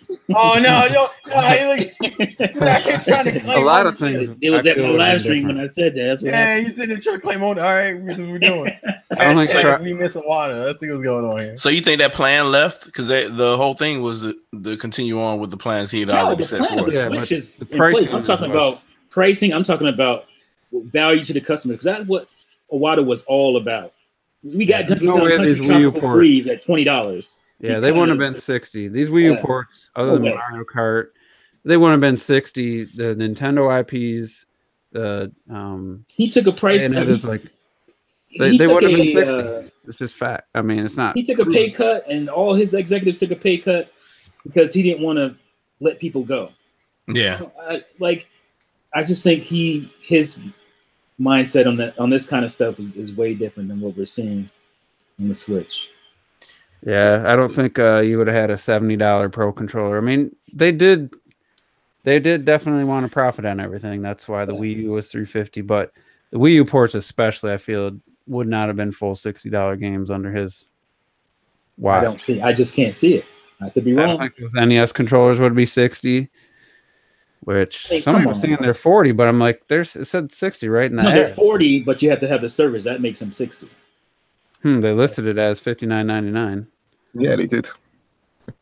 Well, I really? Yeah, it says $59.99 right in the direct. So I thought they were adding up the cost. Yeah, to me, like either way, you're paying $60. So you're paying $80 if you got it. So right. $80 if you don't have it, I guess. If they're at the store. Well, you can't. There's no reason to have it because you can't play those NES games, and that's all. This is bullshit. And here's the thing: we all know. I think we all know because they data mine fucking Switch. They data mine that shit like every day, and they showed the icons for this NES controller. This is stuff we already. Oh yeah, I remember that. But wasn't there Super NES controller? Right, there was a Super NES. There's more to come. So what's gonna happen is they're gonna charge your ass again for a Super Nintendo controller instead of just starting with the damn Super Nintendo controller, which will play everything. Like this is again, they gouging people, man. Like this is not a Nintendo underwater. I don't think this isn't Nintendo. I pretty much knew. I mean, ever. Other than the memory cards on the GameCube were a little overpriced for what you got. $20 for 50 some megabits or some 56, whatever it was ridiculous. Dude, everybody was charging a lot of money for this. But the PS, Sony was too. The PS2 cards were like $256 or something right out of the gate, and they were like $40. Like they were more, but they gave you way more. Yeah. But yeah, this you know we knew that. That's a good point. I forgot about the data miner found NES and Super NES controllers. So they're gonna charge you again. So, when they drop the NES, you're paying for the NES controller $60. You have to buy two. The Super NES one's gonna be $80. Then there's no way they're gonna be the same price or cheaper. And that's controllers all you're gonna need for the NES games. Yeah, so they just gave us a Super Nintendo one, like the 8-bit Do controller, which basically is a Super Nintendo controller, and that covers everything. It's $40. I'd say go get that, unless you really want a collector's item or some overpriced. Why? I don't understand. Why not tell us about the Super? Why not confirm the Super NES games now? Because it's Nintendo, man. It makes no sense. It's so stupid. Everybody already knows, but maybe they haven't decided which games we're gonna get online. Which is weird because they've already confirmed like all the NES games for this year. They've already. Yesterday they finally confirmed all the games less than a week, like 4 days ago. Yeah. Why did I was there's a one game I saw, which again, all these games are going to be cool for like 10 minutes, but one of my favorite NES games to play with my cousin was ice hockey, man, and pro wrestling. Mine was Solomon's Key and pro wrestling. I'm like, damn, that, like I said from the beginning, the NES games are a nice touch on top of a good service. But when you don't have the good service with all these other features, the NES games are just fluff. It's like I said, eating cotton candy for dinner. It's not the main draw. It's a nice little addition, but just hampered by everything. So let's talk about Isabel. You watched my live reaction. I immediately called it as a Smash reveal. I didn't buy it for a second. You didn't buy anything. So was somebody tried to say that she's not an Echo fighter? I don't know. She's not. Oh, how's she not? She has a stupid fire hydrant. If you go on the site, she is listed as she does not have the Echo symbol by her character. So she is, and even in the trailer, she has different moves. She didn't have it because Nintendo didn't want to pay the money to put the symbol by her character. And Dr. Mario. Because they're cheap as hell right now. Well, no, they don't view Dr. Mario either as a clone. I think she has most of the same moves, though. I think some people I think when you're referring to, for example, is the stop sign, which could just be a taunt. Oh no! There's the stop sign. Even the rocket. It doesn't. It's not like a dash attack. I think. No, it was the side B for Villager. It's like it does. It goes up straight up in the air. Her up B is different. She has like the party poppers as an attack. Like I think he's got something. They have similar. Very similar. Similar stuff being used. They do play different in my book. I still can't believe anyway that people are still like tricked by these creators. Because the sad thing, and I don't like it that they always say they did it from the Metroid one already, like not gameplay footage. So that already shows you that they're not showing you the game that they're actually showing you. Yeah, I was. Oh, bro, I'm surprised how many people were triggered when they saw it. People were mad for some reason. Because I was like, Isabel? Definitely didn't. I was like, the real Animal Crossing should look better than this. And then they show her in Smash, like, man, look at how much better Isabel looks in Smash than that reveal. Like, it was like night and day. But I mean, okay, she's not technically an Echo by Nintendo, but come on, she's not brand new, all new moveset. I would say I don't know. From what I saw on that moveset, she does not play. Dr. Mario to me is a fucking Echo. I don't care what Nintendo says. That's a clone. That's a clone. Isabel's very similar. I have a few little. I would say I'll put it this way: Isabel is less similar than Dr. Mario. Okay, I probably wait till play. I can agree with the Dr. Mario argument, but like if you go back and look at her moveset and then look at Villagers, it is not the same. They just share an element. She ran her running. I don't know what you call it. When you're talking about her dash attack where she trips. Yeah, that looks pretty similar. I think that's. Well, no, that is the thing, because they can show taunts as moves or whatever, or make the characters do random shit. Because like you said, you see the running with the pot, you see the mortar attack, the down B or the down smash thing, where the shit shoots up. You see like the balloon stuff. To me, unless they actually show more of her at this point, she is an Echo fighter, no matter what people say. Because I don't know if she has a tree. Maybe she doesn't have a tree and cut. That's what I'm saying. The Lloyd Rocket, I think, it replaces is her down B. No, because the Villager has that same attack. It's a down A, I think, or the up A, I think. No, his is like the same thing. His goes straight. I know what you're talking about. It's the I think it's his dash attack, I believe. Well, he has like no, it's a side B. I'm sorry, it's side B. I'm sorry. Oh, that's a smash. The pot's the pot is the dash attack, and then the Lloyd Rocket is. I don't really give a shit. Anybody care about Isabel and Smash? Does that mean anybody get excited? You'll be my man. I am. I don't give a fuck. Like, I'm a huge. Some people got too excited. Hey man, I'm like over like 800 hours in New Leaf, and like Animal Crossing. It's like who said it, Robert? I think like if Fire Emblem deserves like 10 characters, Animal Crossing would deserve 20 because it is just that much bigger. And like Isabel is like so fucking huge. So yeah, she should have been in Smash. Like I love it that she's in there. Okay, I have nothing against her. Animal Crossers don't give a shit. I didn't like Villager. I don't like him as a character in Smash. So maybe she'll be a better version. Hey man, you're not a Smash player anyway. It's fine. So it wasn't definitely didn't put a ton of effort into that reveal, but I did like their the troll. Yeah, the reverse troll. Like first you thought it was an Animal Crossing game. Nope, it's Smash. And then you're like, oh, maybe Tom Nook or whatever's gonna. And nope. The minute I saw Tom Nook, I was like, Animal Crossing. Like, no, this is Animal Crossing. So to me, it's like on the level of 0 to 10 for the surprise of a new Animal Crossing on Switch. It's a 0, but it was guaranteed. To me, it was guaranteed. It was just a win, not a if. So this is where I actually nothing in life is guaranteed, man. Because when you saw Tom Nook, they once again showed like not actual gameplay. Yeah, there's no way to look that good. Oh, fuck, so then he's gonna be in Smash. Well, okay, Tom Nook in Smash. I was actually excited about that. I knew the minute they went back to Tom Nook, it was gonna be Animal Crossing game. Only because of what they did with King K. Rool. That's why I was like, they did it again.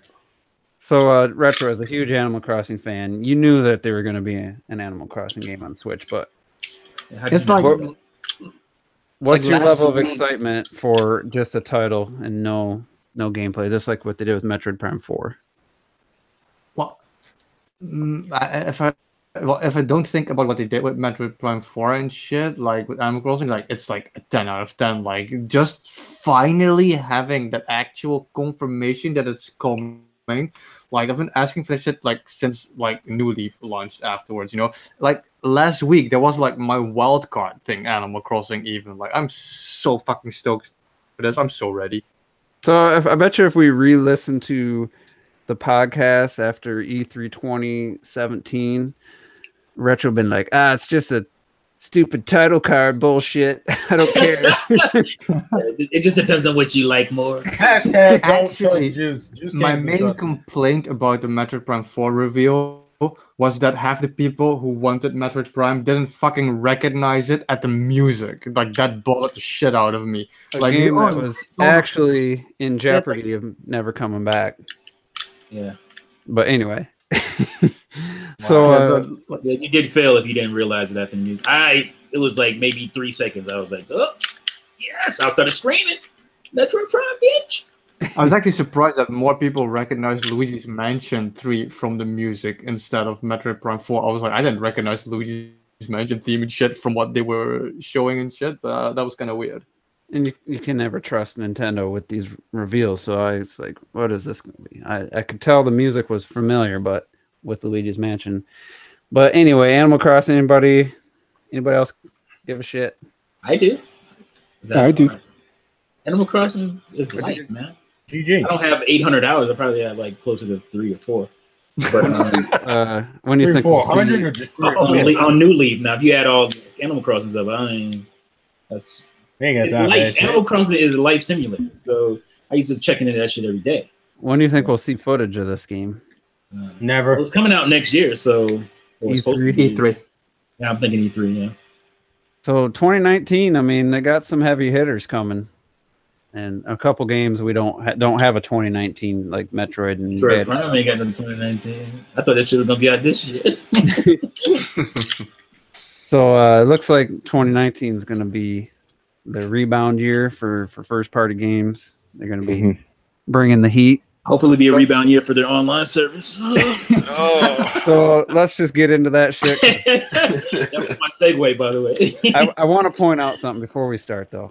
And I messaged Red Knight about this because I don't know if he was pointing to me or other people, because I was one of those. This is how I always said it. I'm going to wait to get mad until I see what the actual product is, whether it was the online or something else Nintendo or somebody did. You know, I've always been that way. And I know he personally felt that people were saying, just wait. It's going to be good. Wait and see. It might be good. Like I mean, ever since June when they updated the website, I knew it wasn't going to be great. But I just thought, hey, they're holding back some details. Maybe there'll be one or two things they can reveal. Like, hey, here's how you message your friends. You know, it's this, you know, a few little things like that I kind of expected still, even after the website. So for me, that trailer was an absolute joke. When more features, when the number one thing they included in the more features was playing online. That's not a feature. That is the purpose of an online service. That's not a feature. So it was. I'll say that feature is already there. Yeah, it's to me, that trailer they put together with all that CGI, all the cute little things, told me just how clueless they are, just how out of touch they are, and then how like minimal effort went into this service. Because when your list of features includes playing online and what was the 5 total? Is it playing online, the NES games, cloud saves, and then your bonus, whatever and the special features, which they can't even tell us. Don't forget about the gold question block. Yeah, the gold question block was the controller discount and the other features. Platoon. I thought that was the other features. We'll talk about later. And it appears to be tiered too. So based on which price point you pay for, whether you're the monthly, the semi-monthly, or the annual, you get different gear and Splatoon. So that sounds kind of gross too. It's like, what the hell? Why is that a feature? Special offers. Don't say that. No, don't say that. That can't be right.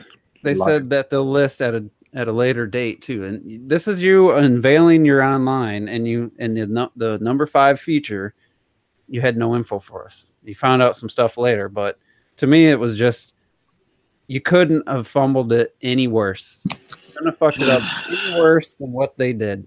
Even if that's the service you have, to lay it out like that with more features in front of it, to me was just an embarrassment. Not just as a Nintendo fan, but as someone who's been gaming since, way before online, but definitely since 2002 when I had Xbox Live. Actually, it was 2003 that I got it.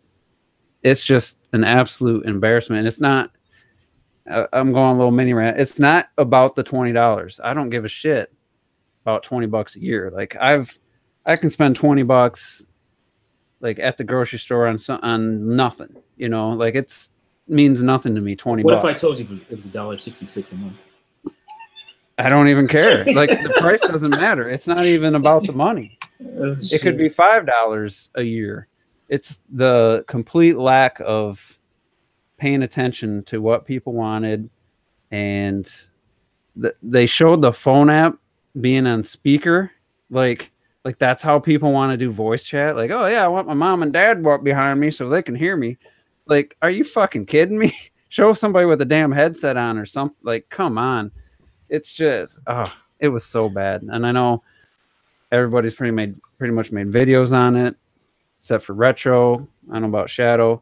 And it, like I said, it could be free, and I'd still think that this was a bad service.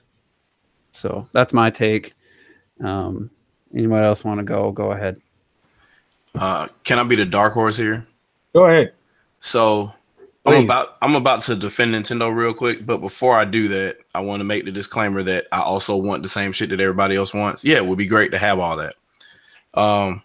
However, being in the technology background, specifically information technology, what essentially is happening now is we're just now paying $20 a year for tens of millions of dollars of infrastructure Nintendo has been putting up for free since 2004. Now, whether you use it or not, that's fine. I guess they just now decided, hey, we need to make some money off of this. But what infrastructure? I mean, you're using your smartphone. Like, what infrastructure are you talking about? You still have to connect to a network, and the network that they host, they pay for that space. They pay for the servers. They pay for the database you connect to for your My Nintendo account. They pay for all the hosting from Amazon from way back when. They've been using CloudFront for the Miiverse that got took down. They paid GameSpot for the servers before that for Wii and Wii U. They had a contract with ITV to do Nintendo TV. They had a contract with Google to do the Wii U video chat. All these internet services they've been paying for, and we never gave them a dime all this time. So I kind of want that to be kind of like in the forefront as people, because everybody's making their little videos and they're making all their videos saying, God damn it, this shit sucks. Why should I have to pay for this? Because you got all this other shit you didn't pay for. Well, here's the thing. If this service was free, it'd still be not worth it. It'd still be crap. Like, it's none of that stuff you're talking about is on Switch. Like, none of that they had no carryover from console to console. The Amazon stuff is still there. They're still paying for all of that. I don't understand what the argument is, because from my point of view, that's not the argument. My point of view with Nintendo Online, with the Switch, has always been what we had before for free, right? If they want money off, you're paying for it now. That's the argument. You're paying for it now. No, if they want £50 off me a year, the same as Sony stuff, that's fine. I said I would pay if they had to pay for Miiverse out of their ass. I will happily pay them money for Miiverse. I will happily pay them money for all those features that they had before. It's the fact that it's all been taken away, right? And they've started off from scratch again.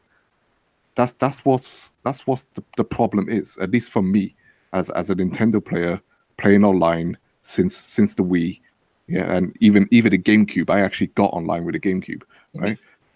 Well, the thing, if you want me to pay back taxes, that's essentially what you're talking about here. Yeah, and also they're starting over too, though. They're starting over. Okay, but if you want me to pay back taxes, can I have back some of those features that I'm paying back taxes on? Is that too much to ask? Can I get some of the features that I had on Wii, that I had on Wii U, that I have on the damn 3DS right now for nothing? To me, it was. Can I at least get that. It's not even. Then you won't get you won't get any kind of anything from me. I'll be like, all right, like I wish you would have gave this from the beginning, but I'm at least getting what you gave me before that you want me to pay back taxes on. Apparently, I'm at least getting that, and I'm paying for that. I can see what I'm paying for now. But the what about all the letterbox stuff they've done? So you had the letterbox on the 3DS. You had that freedom messaging app that they had. Yeah, with what's her name, the little girl with the glasses and ginger hair. Yeah, on a 3DS. Yeah, we got the Badge Arcade on there. Yeah, we got the theme shop. Okay, so you can't even do that on Switch. Yeah, so who is hosting and developing all these? Is it third parties outside of Nintendo? Is it in-house Nintendo? Because it seems like in-house Nintendo to me. So if they can create these services, right, on the 3DS, right, offer you messaging on the 3DS, right, offer you themes and theme shops on the 3DS, why do they have to get rid of it all now that they actually want money from us? I'm not complaining about it being free. It was great being free. But I'd be more than happy to pay the full £50 a year, like you pay on PSN and like you pay on Xbox One, in order to have these Nintendo features that we've had on inferior hardware and that they've just completely taken away from us. So they're getting us to pay for far less. Far less. That's it. You came at me with a Wii U feature set, at least, and said you got to pay 40 a year, 50 a year. All right, it will suck, but I at least know what I'd be paying for. Right now, I don't feel like I'm paying for anything. Basically, it feels like you're paying for the NES games, and then which I don't even care secondary. Which I don't even care for. The online's like an afterthought to these NES games and making money off these controllers. That's what it feels. Because you look at the 3DS, and the 3DS has a virtual console, and it's just like it's got right Game Boy now games, it's got SNES games, it's got all this stuff, and that was another problem, wasn't it? The fact that now we've had to restart again with another virtual console. So it's not like they could give us Mario Bros. 1 on the NES, Super Mario Land on the SNES, Mario 64 on the N64. They haven't even bothered doing that. They've literally just given us NES games, which are all great. I love the service. This is where I feel like they should be going. I love the service. I love the online features of it. But coming off where we have been, when we had the Wii, it's great. We got to the Wii U. I complained. I wasn't on YouTube then, but I complained. I was like, "Fucking hell, man! This virtual console has been stripped down again. What the hell's going on?" And and now you get to the Switch, and there's literally fuck all. And it's just like, what have you been doing? Why'd you have to start again? So, if they came out, and said, right, sorry, who's that? Who's talking? I was just gonna say they spent all this millions of dollars on infrastructure and stuff. Where's that infrastructure? Like, where's that on Switch? Go ahead, Terrell. Okay, I just want to get my 2 cents because it's a little, it's in the same direction as your guys' opinions. It's just a little different because personally, I'm not a fan of paying for online in general. Unlike you guys are totally cool with that. I'm not personally. I think that's whoa. I'm not cool. I've never been cool. Let me rephrase it. You're willing to do it. There's a difference. If there was something of value, you're willing to do it. I'm value on a PS4. I don't pay for PS4 online. Yeah. You're willing to do it. I guess. So let me rephrase. I apologize. You're willing to do it. I've never been willing to do it, and I hadn't. Still haven't. Personally, I still think the best structure for that was the PS3, where you had the option to pay to go free online. You could still do the basic stuff, but you couldn't get the extra stuff unless you paid into PSN Plus. But you can still play online for your games. And honestly, even with the stuff that they're offering, when I compared it to Xbox and PlayStation, it's not like insanely far off. You know what my biggest issue with the service is that we have what I like to call the Nintendo caveat effect, where every time we get something that other companies have been had and Nintendo gets it, it's always with that fucking asterisk next to it. It's like oh, I get cloud saves, but not all my games get cloud saves. It's like, oh, I get voice chat, but not all my games get voice chat. I'll tell you right now, what for me personally would have made this thing worth it as the way it is if the app was fully decked out. Like if the app had the same features as Discord, fine. If you could cloud save all your games, fine. Direct messaging. Why wouldn't the app have that? Like even because they're showing pictures of the app on the site, and it's still the circles of Mario and Luigi's head talking to each other. But I'm like, you want me to message people, right? Well, how do you set up time? How do you set up play sessions when there's no way to that's message? what's pissing me off. Like, I don't even what they're offering currently. If it didn't have that dumb little asterisk next to it, I probably wouldn't even be as mad about some of this shit. Like if you told me I had a fully featured phone app that had messaging, all that other shit, I could add friends, all that other cool stuff. Yeah, I probably wouldn't. I'd probably be like, all right, fine, that's fine. If the cloud saves work for every game, because what pisses me off about the cloud saves is that you punish the whole because of the cheater. That's I'd rather have the cheater than and still be able to save my game. It's not a good excuse. Yeah. But that's not a problem with the cloud though. That's that individual developer for that game. Yeah, but any Nintendo first party game should use a damn cloud save. I think without question. First party. When they made Splatoon 2, it was not made to work well with this service, and now we have to pay for it by not. I I do think that's the reason why that and 1-2 Switch did not work with that, and I have reason to believe that a lot of the early third-party games won't work with it either. Well, here's a question. I think that they said FIFA 19, didn't they? You had like NBA and NBA 2K, FIFA 19. They're all Like I'm wondering if like let's say Ultra Street Fighter 2. I wonder if that will work with it. We'll see. Well, hell, we still got to get the list of games that are forced to be online. And we're talking Capcom. That's a whole nother. Yeah. You're talking about cheaters as well. Do you know what Blizzard do when they find cheaters on their games? They embarrass them. They ban just like they do like Xbox. Well, I'm saying the thing is Nintendo bans the Splatoon cheaters. I just don't like the fact that Nintendo's policy is like a parent who doesn't get it, where it's like instead of punishing the cheater, you punish the whole. So like the son who didn't do anything wrong. Well, you don't get any ice cream either, bitch. And it's like, well, what? I didn't even do anything. That doesn't even seem fair on a moral level. Blizzard aren't saying right. There's no cloud saves for Diablo 3 because we're scared people are going to cheat on it. That's not what they do. They say, okay, we'll catch those motherfuckers in the act, and that's what they do. Yeah, that's their own BattleNet. The biggest Nintendo's on YouTube upset. You done messed up, Nintendo. You messed up. I'm sorry. Well, let me read a quote from April 2018. This is a quote, looking forward to providing a robust online experience. That's what Reggie said in April. That's his word. Where's the robust? I mean, PS4, I've never maybe they have a different idea of what robust means. I've never paid for PlayStation Plus. I can get on my PS4.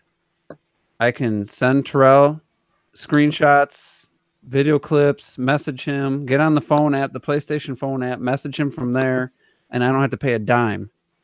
Any one of my friends list on the PlayStation, I can send them, like I said, screenshots and messages with no additional charge. I'm sure Sony pays for that too, but I don't have to pay to do simple stuff like that. Now Sony is what's Sony ain't rolling in dough either. Like they were almost bankrupt. I mean, and even if you wanted to play the game where you compare Sony and Microsoft offerings, why is it that Microsoft gives you cloud saves for free, but Sony makes you pay for them? Mm-hmm. Well, Microsoft is going to do that because they just want you there. But Sony allows you. I understand. I'm just saying it makes Microsoft look better in that situation. Is what I'm. But Sony allows you to put a USB in and back up your saves. Yeah.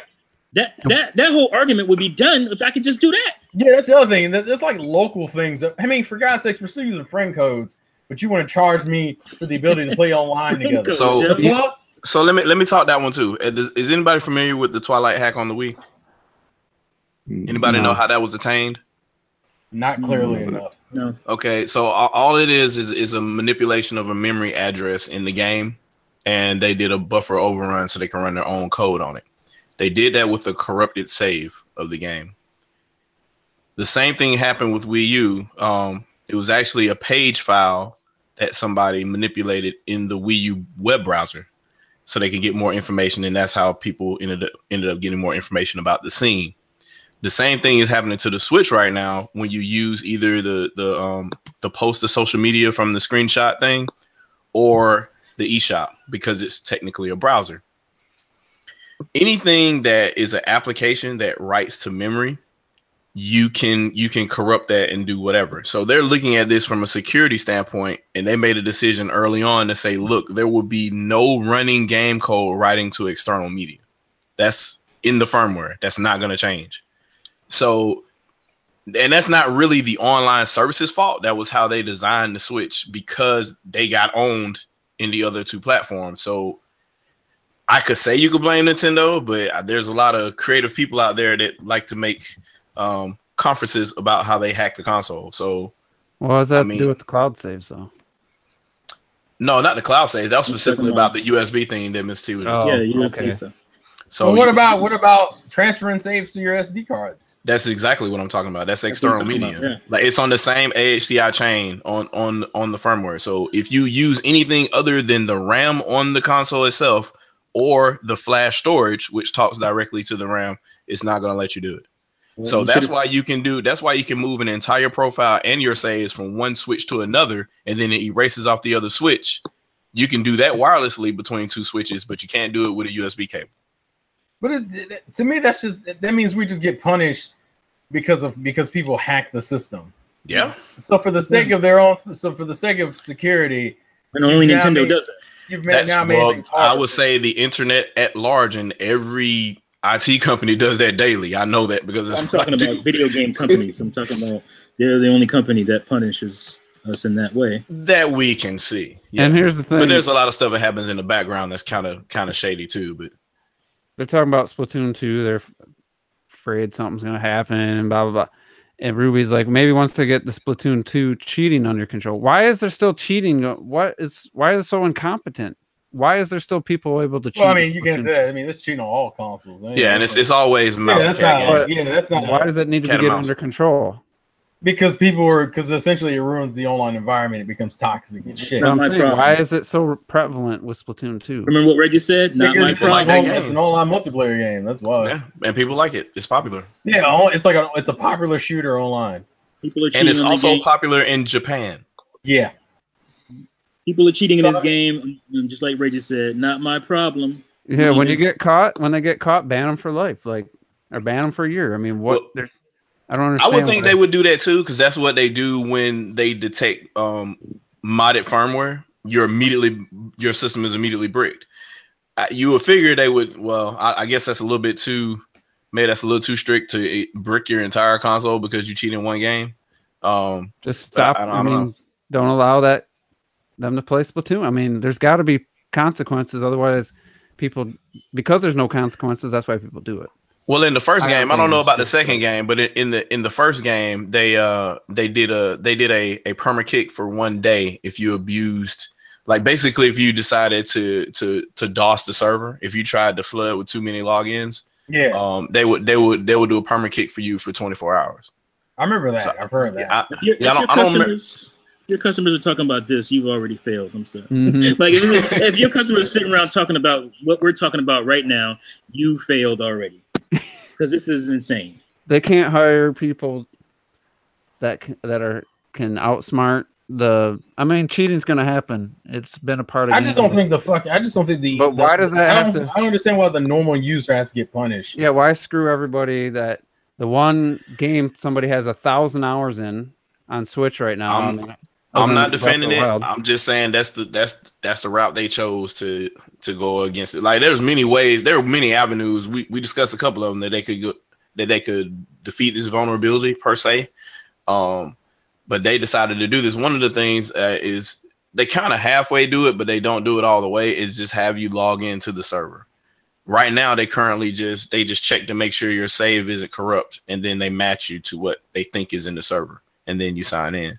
But if they just had it in the server altogether, they know all your data, and as soon as they see something bad, they can just kill it. I just wonder, what's going to happen. Something happens, this cloud save data, and someone relies on it, and then they lose 1,000 hours in Breath of the Wild or Xenoblade. Another reason I wouldn't get it week one is just because I'd be afraid something bad would happen. And to be fair, just erase all your save files. To be fair, week one you could just do trial and you would never actually pay for it. I'm just saying. Even if I was going to get it, I don't think I'd get it the first week because I'd be afraid. Oh, all your save files just got erased. I don't know if that's possible. It just seems like it. Nah. So the way that this works, is it's similar to how the original way that Steam synced. You sign in, it detects that you sign in, and it literally copies the save that you have on your console up to the cloud. It's not persisting in the cloud. You only retrieve it if you need to for error recovery or what have you. So it's literally just copied there in the background as you start each game. And you're actually running your save from your console. What I also don't understand is how is it that for Splatoon 2 they can't do it, but for ARMS it's okay, even though ARMS has online rankings and everything? I think Splatoon 2 is a little further along than everything else. That's why hey, T, you cut down. T said it the best in his recent in your recent podcast or whatever, T. Where at the end of the day, we're making up all these little excuses why they decided to go this route, whatever. You know, at the end of the day, Nintendo are a multi-billion-dollar company, right? A multi-billion-dollar company, okay? And one thing T forgot to say, if I'm right about this, is that Nintendo themselves like to come out all the time, right? And let us know that they are also a tech company. They like doing fresh tech.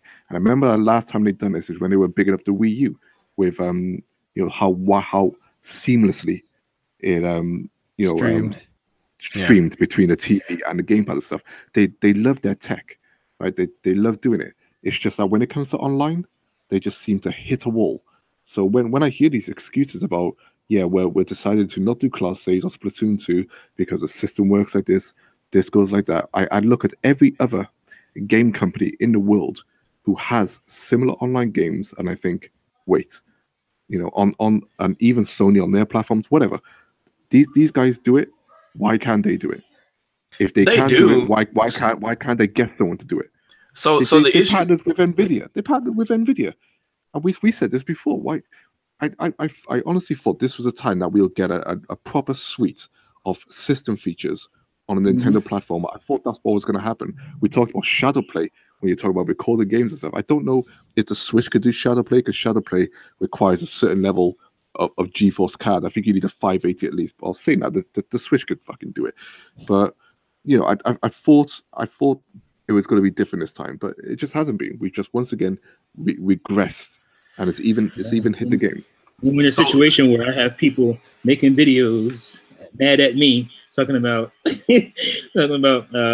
if we support voice chat, we're pedophiles that want our daughters to be raped and all kinds of. I'm talking about the excuses, man. It's crazy. Yeah, I'm not a big voice chat guy, like with randoms. So the fact that the whole lounge thing, I mean, yeah, it's stupid, but we'll still use Discord and Hangouts, so that won't change. But the fact that someone asked me for my to friend me on Switch on, I don't know, comments of my reaction video to the direct, and I'm like, why? So I can't message you, and I'm not getting I can't play online with you starting tomorrow, and I can't message you or do anything. Why even add friends anymore? Like, why would I add you? Are you telling me that they could have rolled up the DNA and said, right, listen, we don't want the Switch, right, to have all these features on the Switch, just want it on this phone app. Could you, just for now at launch, have a way to have a friends list and then just do text and voice chat? It's going to do nothing to do with the Switch. It doesn't need to connect with the Switch. It just needs to do texting, just needs to do messaging, and it needs to do voice chat with people you've added on your friends list. Can you do that for us? Are you telling me that's what possible? It doesn't look like they partner with them for that. It looks like they only use them as a gateway for the phone stuff. Yeah, I'm just saying no. As a multi-billion-dollar company, to get a simple phone app to do messaging, voice chat, and a friends list, could they not do that? Well, because they don't even have that now. See, my issue is like we're still trying to get base features, let alone you starting to charge me. You're trying to charge me for other shit, and I'm like, bruh, I'm still using friend codes, all right? I still can't even. You don't even have the playtime set up in the proper way. So that's what I want to talk about right there, right? So what I think the majority of the problem is, and the why people are saying what is and what isn't relevant or high end or modern or whatever, right? It's everything that's on the user interface side. Everything on the back end is there. So with regards to offline cloud storage, they spend millions of dollars just like Sony and Microsoft do. They have a CloudFront account. They have an AWS account. They have an S3 account. All this stuff is being hosted on very big enterprise stuff, very high end type stuff, fiber to fiber, wall to wall, edge to edge type stuff that they're paying for. Colos around the world at the same time when they launch this shit tomorrow. This is the type of stuff that they're using. It's just that everybody sees, like you mentioned the friend code thing. The friend code thing is just a username on Xbox Live. It's just a different way to represent the same hash in a database. It's just to you on the front end, the decisions that Nintendo makes them appear very inefficient. And meanwhile, behind the scenes, everything else is actually efficient. Yeah, I guess that's I can't remember my friend code. I'm like, I could just say Terminator Juice, and that's easy. Search for Terminator Juice and find me some of your friend requests. the actual friend code's only what 9 digits, so it's not that hard to type or anything. But it's just like, why not? Why don't I have an ID? How is it that I can add my friends through my Wii U, my 3DS, through Twitter and through Facebook, but you couldn't make a slight UI difference so I could just have a username instead of the code? And that's on their end. That's the thing though. I don't give a damn. Like, with all due respect, I just don't care. I don't care about. I don't care if you're running Cyberdyne systems behind the scenes. What I'm having, seriously, like, is what's important. On my end is trash. Like, on my end, on the user end. So did y'all get an email last week from Nintendo about the online, or are you talking about? Yeah. So they're finally linking your Nintendo account with your. I was going to ask you about that because I was curious. Does that mean they're finally going to it's finally going to mean something? Yeah, it's finally going to so now you can't just change it after the fact. You can't change what is mapped to that account. You could probably still change what your username is, what it looks like to other people. But when somebody looks you up and say, "Hey, what's your Nintendo account or what's your Nintendo ID?" is going to be, you can't change what that is. So it will always be that. If I look up your Nintendo account that's matched with your system code or whatever, it will always default to whatever your first username was. It should be like Twitter, Twitter, where you can make whatever name you want. So T, if you as your but the app doesn't change. Right. So that email was for, let's say T had added his daughter on his Switch, and for whatever reason, your daughter's username, what is it, your nickname, that user was tied to your Nintendo account, your My Nintendo account. You wouldn't be, after tomorrow, you can't change that. So you just got to make sure your main user nickname on the Switch is tied to, because that's all I think it means, is make sure your kids aren't tied to, because you can't change it. Because they're about to permanently lock it and start tying it to accounts. So they needed to do that a while ago. Yeah, but it was in beta. They don't. Yeah, because I remember it being a thing back towards the end of the Wii U, but they never really. They kind of just said, you can sign up for it and you can tie it in. But it didn't really mean anything in the grand scheme until it was just a way for us to connect to the apps they released. And then after we released the apps, you could add friends back into the Switch from the apps. And now they're they tripped me out. It was like you had all this other shit, but you could do a simple UI change so I could have a normal username instead of a fucking code. Even if it is a code in the background, I can go change my username right now. I guess I will be tomorrow. But here's the thing about the app that really, from what they show, doesn't seem to be changing. You log into the app, and right now it's just Splatoon 2.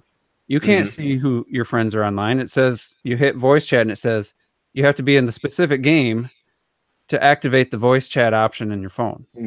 So you can't see you can't just open a Nintendo Online app. Does that mean every game is going to get see your friends and see what games they're playing? So you got to turn the Switch on first, see what games they're playing, and then message them on Hangouts or Twitter or fucking Snapchat.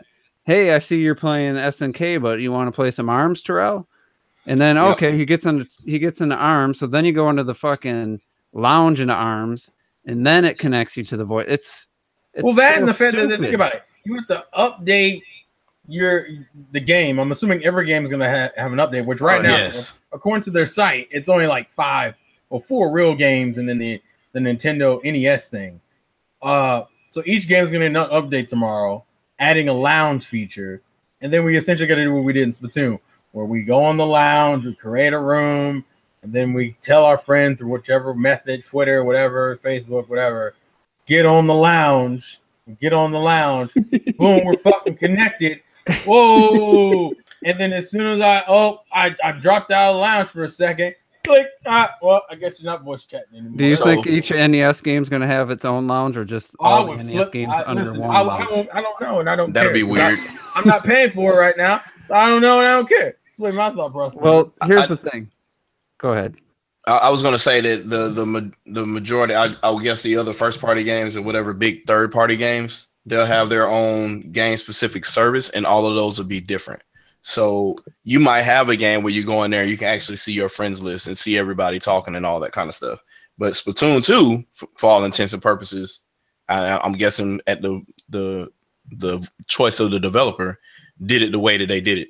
But I would imagine it. Well, no, it's still going to be convoluted because you still have to click that icon to get started anyway, and you have to do it. You have to do it from the game lobby. So you got to have the game lobby open first. Then go in here, click on whatever icon for whatever game, Street Fighter or whatever, and then you might be able to see people in here instead of having to go see who's in the lobby like you have to do in Splatoon 2. Then go back and try to add them, send them a message on social media and tell them to go back and open the app on their phone. Yeah, if you're going to use the app, let me do everything.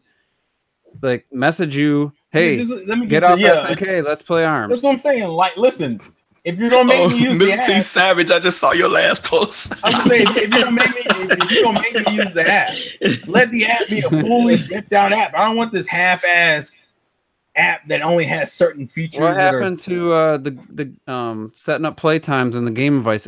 If that's there and they're just not showing it, then why aren't you showing it? Like that's even weirder. Why wouldn't you show stupid. What they showed was putting a phone up on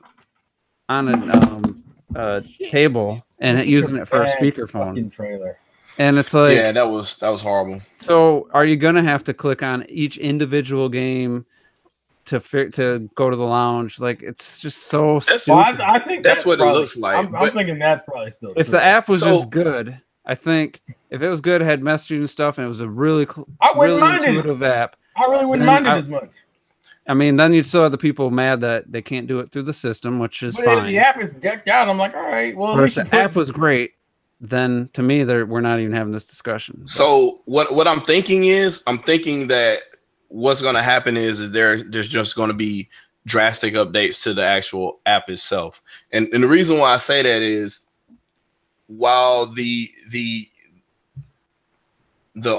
Switch Online app is currently, it just looks like the beta is right now. And even tomorrow, it might still look that way. But over time, it's going to have all the features that the parental app has.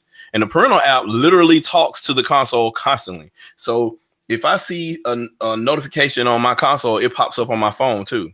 And it tells me, hey, so-and-so has been playing this game or their time is up. You can lock the console if you press this button. That type of stuff, all they have to do is do the same things they're doing on that app. And then it wins because you get notifications each time somebody pops in that you want to pop in. You set a message to say, hey, if this person joins, let me know. And you always have your phone on you anyway. You click the icon and it takes you into the lobby and y'all talk. So I'm thinking they're going to get to that at some point. I just don't know when. I don't believe it. It's taken them nearly 2 years to make this app. 2 years. I don't know. They haven't updated the app. They updated the app once in the entire year. I think they did it, January? Was the last app update for this damn thing? It would have taken them over 2 years because we got to take into life the consideration of when the Switch actually released and then the time that they were preparing what the Switch actually was. So they were like, how are we going to do online? We're going to need a phone app. So that would have gone into planning, production. So this app has been going on probably for 3 years, yeah. And this is where we are. I'm just sick of the. We didn't even mention that they're going to do this later type of stuff because this is later. We're already in later. It's a year after they said it was going to be fall of 2017 after they delayed it from summer. Yep. So it's been delayed and delayed. Like you had all this shit, like delayed, and this is where we end up. It's like T mentioned like these Nintendo standards, that people sometimes keep forgetting. And Clockit just now mentioned the beautiful 3DS features and shit. Like we came off the Wii U, everybody had the shit that we wanted. Like, and Nintendo, they hear us, they hear the fans, and we've wanted like for like 5 years now. I know we want all this shit, and Nintendo's like, okay, we have a plan, and then they have a plan. Okay, we want more of the stuff. We want the stuff, Then Nintendo, they delayed their plan, so we're like, okay, maybe we're getting some of this shit, Then Nintendo comes out with this app, and we're like. And everybody's like, okay, we don't want this shit. We want that shit. And they delayed more. And now we're here and we're getting less shit than what we wanted, less shit than what we were promised. And we still get this fucking app. That's like, crazy. How does a delay why was there a delay? Like, what is this that we're getting at? It makes no fucking sense. I don't know, but it blows my mind still. I'm looking at the Switch parental app right now, and I'm looking at all the stuff it does with this console, and it makes no sense that the online app doesn't do as much or more.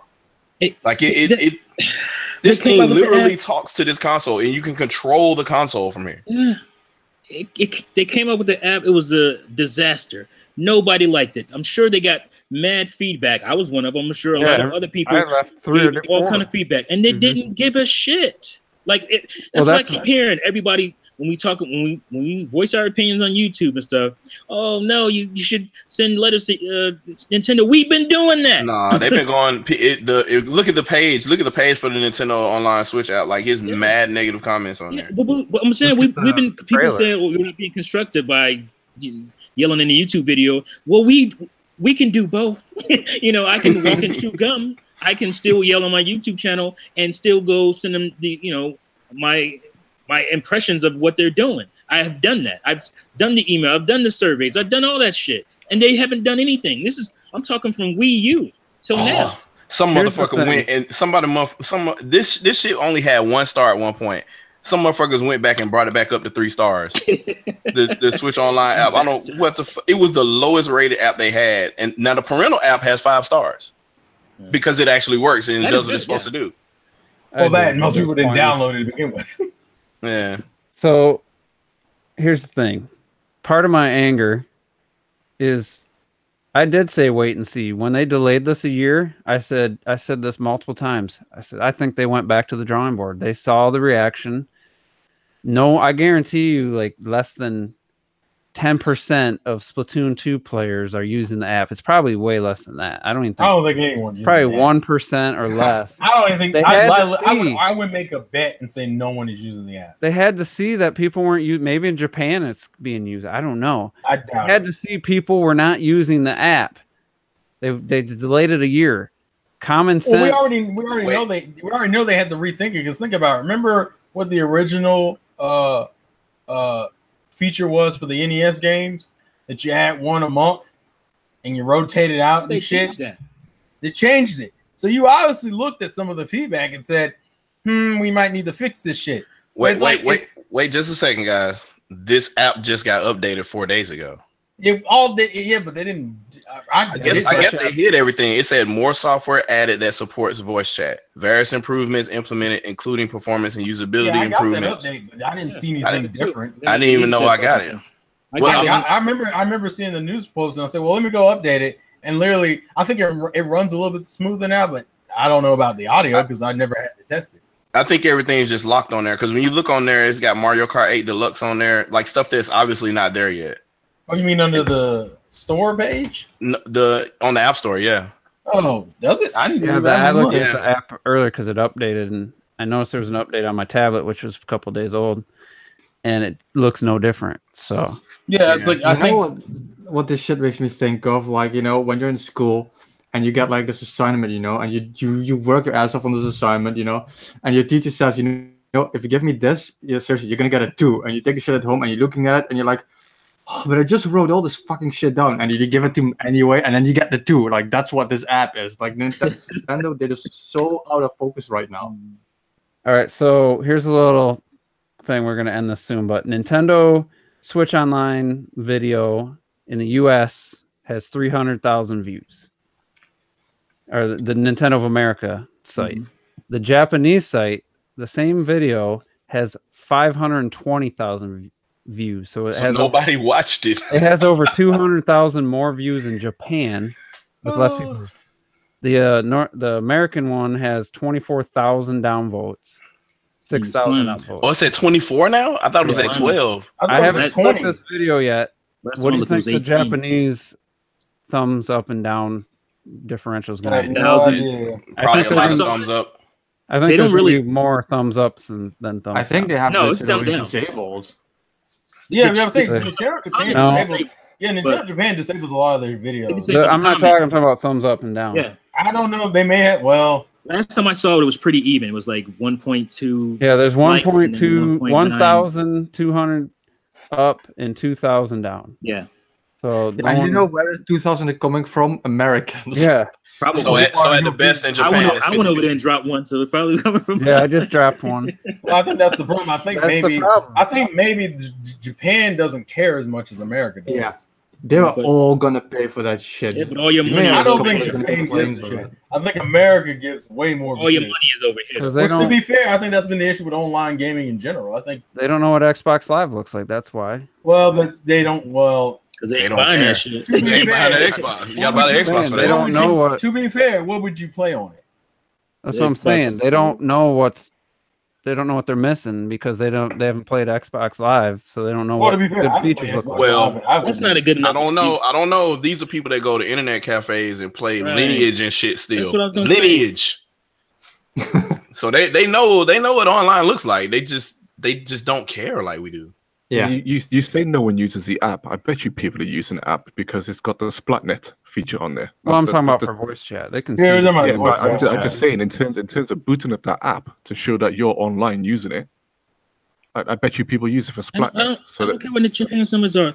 Nintendo, the bulk of your funds is coming from over here. So you should cater to us as well.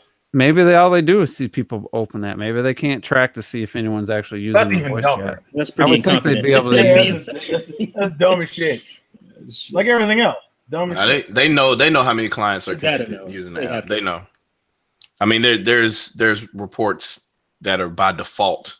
Because when I get on Splat.net or whatever, when I got on that, it was like for a few minutes at a time, and then I didn't need it for the rest of the day. Like.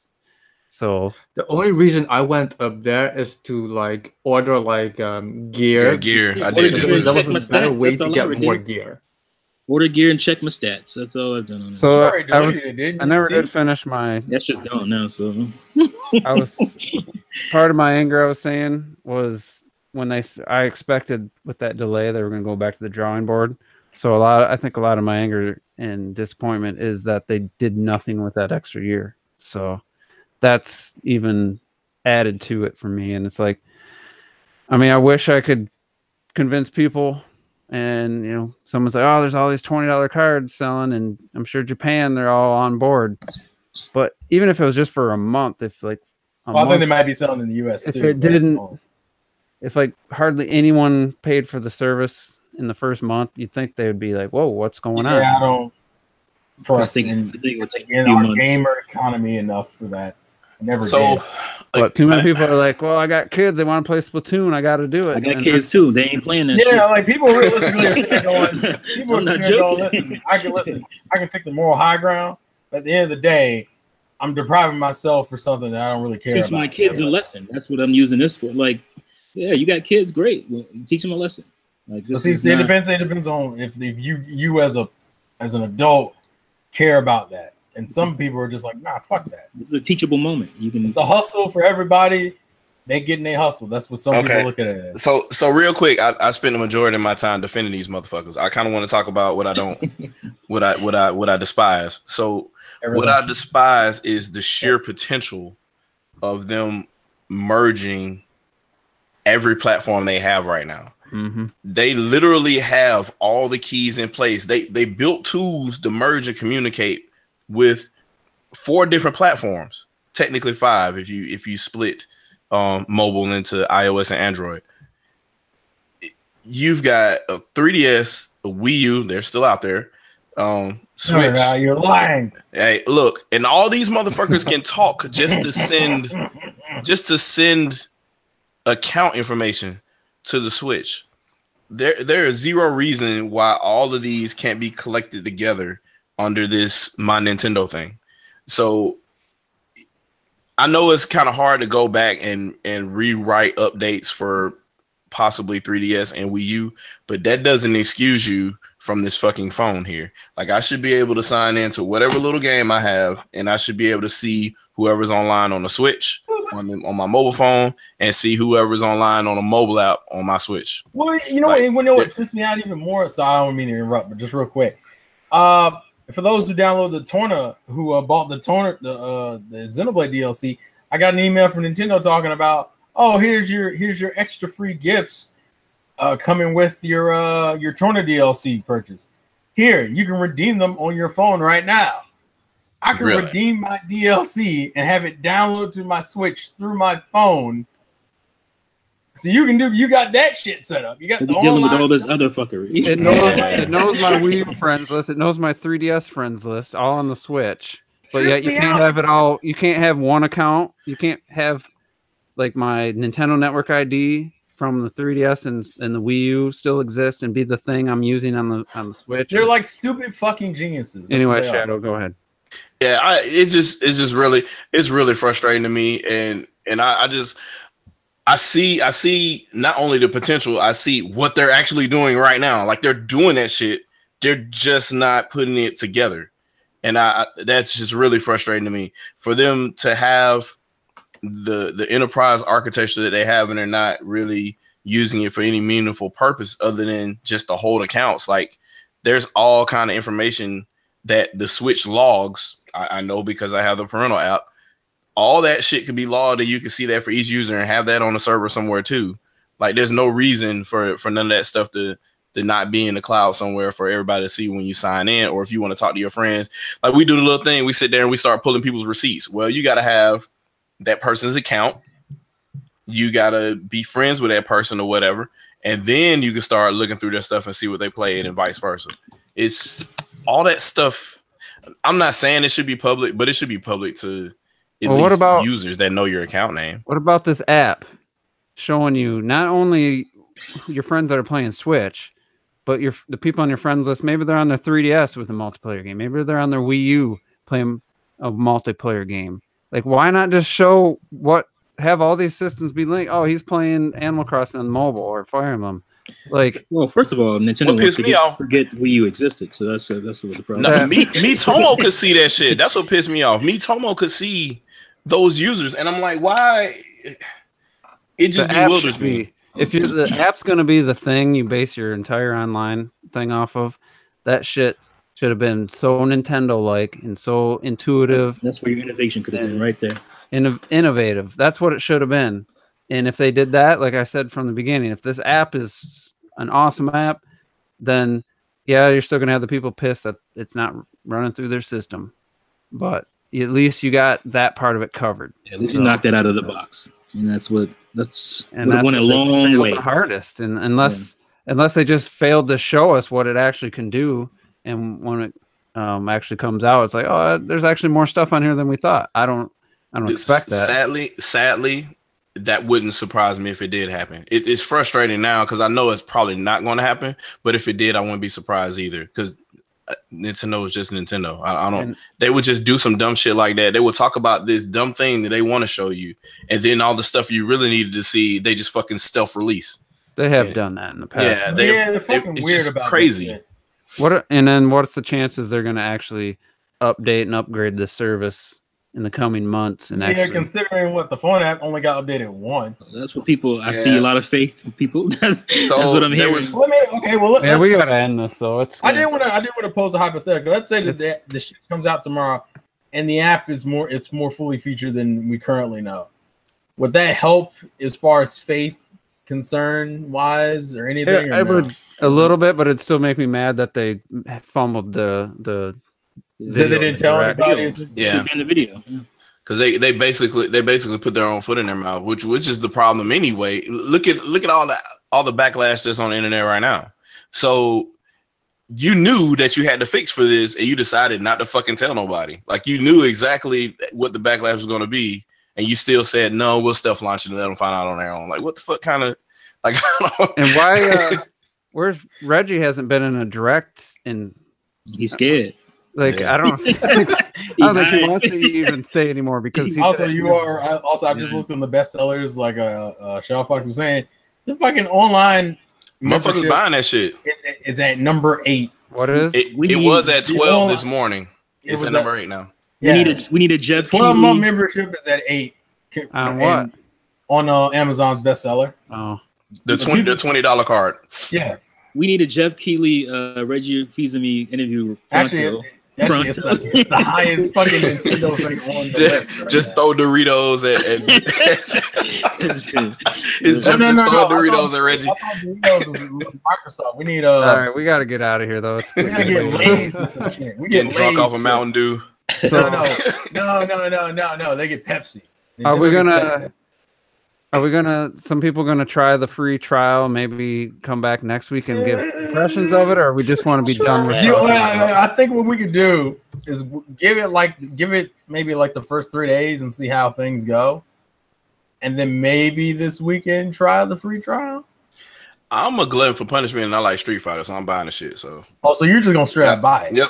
Yeah. See, that's part of the problem. You're the reason why it's yes. $34, $35. So I'm probably not even going to do the free trial unless Rocket ID doesn't hit this month and I can't play with Cray cross-platform. I'd probably have to do the free trial, but anyway, that's going to be it. On PC. We're going to do exactly what we said we're going to do. Wait and see. I'm going to get that. I'm going to have to get that Rocket League on my PC too now. I got it for it was $9.99, and I can get a deal. I got Nintendo got people switching platforms in this bitch. It's crazy, man. Pulling out APCs. I might actually wait until Dragon Ball Fighters comes out at the end of the month because I still got that. I'm still pre-ordering that shit. Yeah, you might as well wait for your free trial till then. So. That's what I might do. That's like something Shadow Fox, by the way, just said, and like a lot of people aren't even thinking about that. It's not actually $20. Like the second you have a second person in your house, it's $35 for nothing. Mm-hmm. Well, we're gonna actually. Well, I don't know. We should talk about that on air. If you got a second Switch, I was gonna say. I know. We're still gonna do that whole. Wait. I just realized why they lock one user to one Nintendo account. So if you have a second user on the Switch, they got to pay for a separate. Yep. Or you have the family plan. That's the only reason they're locking. Family plan is. I don't think that's the only reason, but it is probably a reason. To me, that's the only reason. That's the main reason. The main reason, yeah. To one user. Before you could have like up to 8 users on your Switch, and they could play online, have their own save files and shit. Now it's like, nope. They can, just like with Xbox, I had my buddy would log into his Xbox Live account on my Xbox. We play split screen. If he didn't have his gold membership, and we couldn't play split screen, he'd have to renew his gold membership. You know what the fuck? Like I didn't know that. I didn't know split screen. Why the fuck? Why did Nintendo copy that from Microsoft? Why is that the thing you copy? Oh, that's fucking foul. Split. You can't even do split screen. That is not online. Split screen behind a paywall. What the fuck is going on? Not online. So you can't even play the way out. I think maybe you could have done a guest account and then had no progress and had started at 1 rank, but he logged into his. And then he's like, "Nope, you got your gold membership. You need gold." So we had to like call or get online and add it, and that's kind of what this is. But anyway, we've been talking long enough. We might not talk about the online next week. I know people are getting tired. We're tired of talking about it, so we'll see how it goes. This one went way too long. I'm exhausted, so we're gonna call it a night. Thanks everybody for tuning in, and we'll see you next week.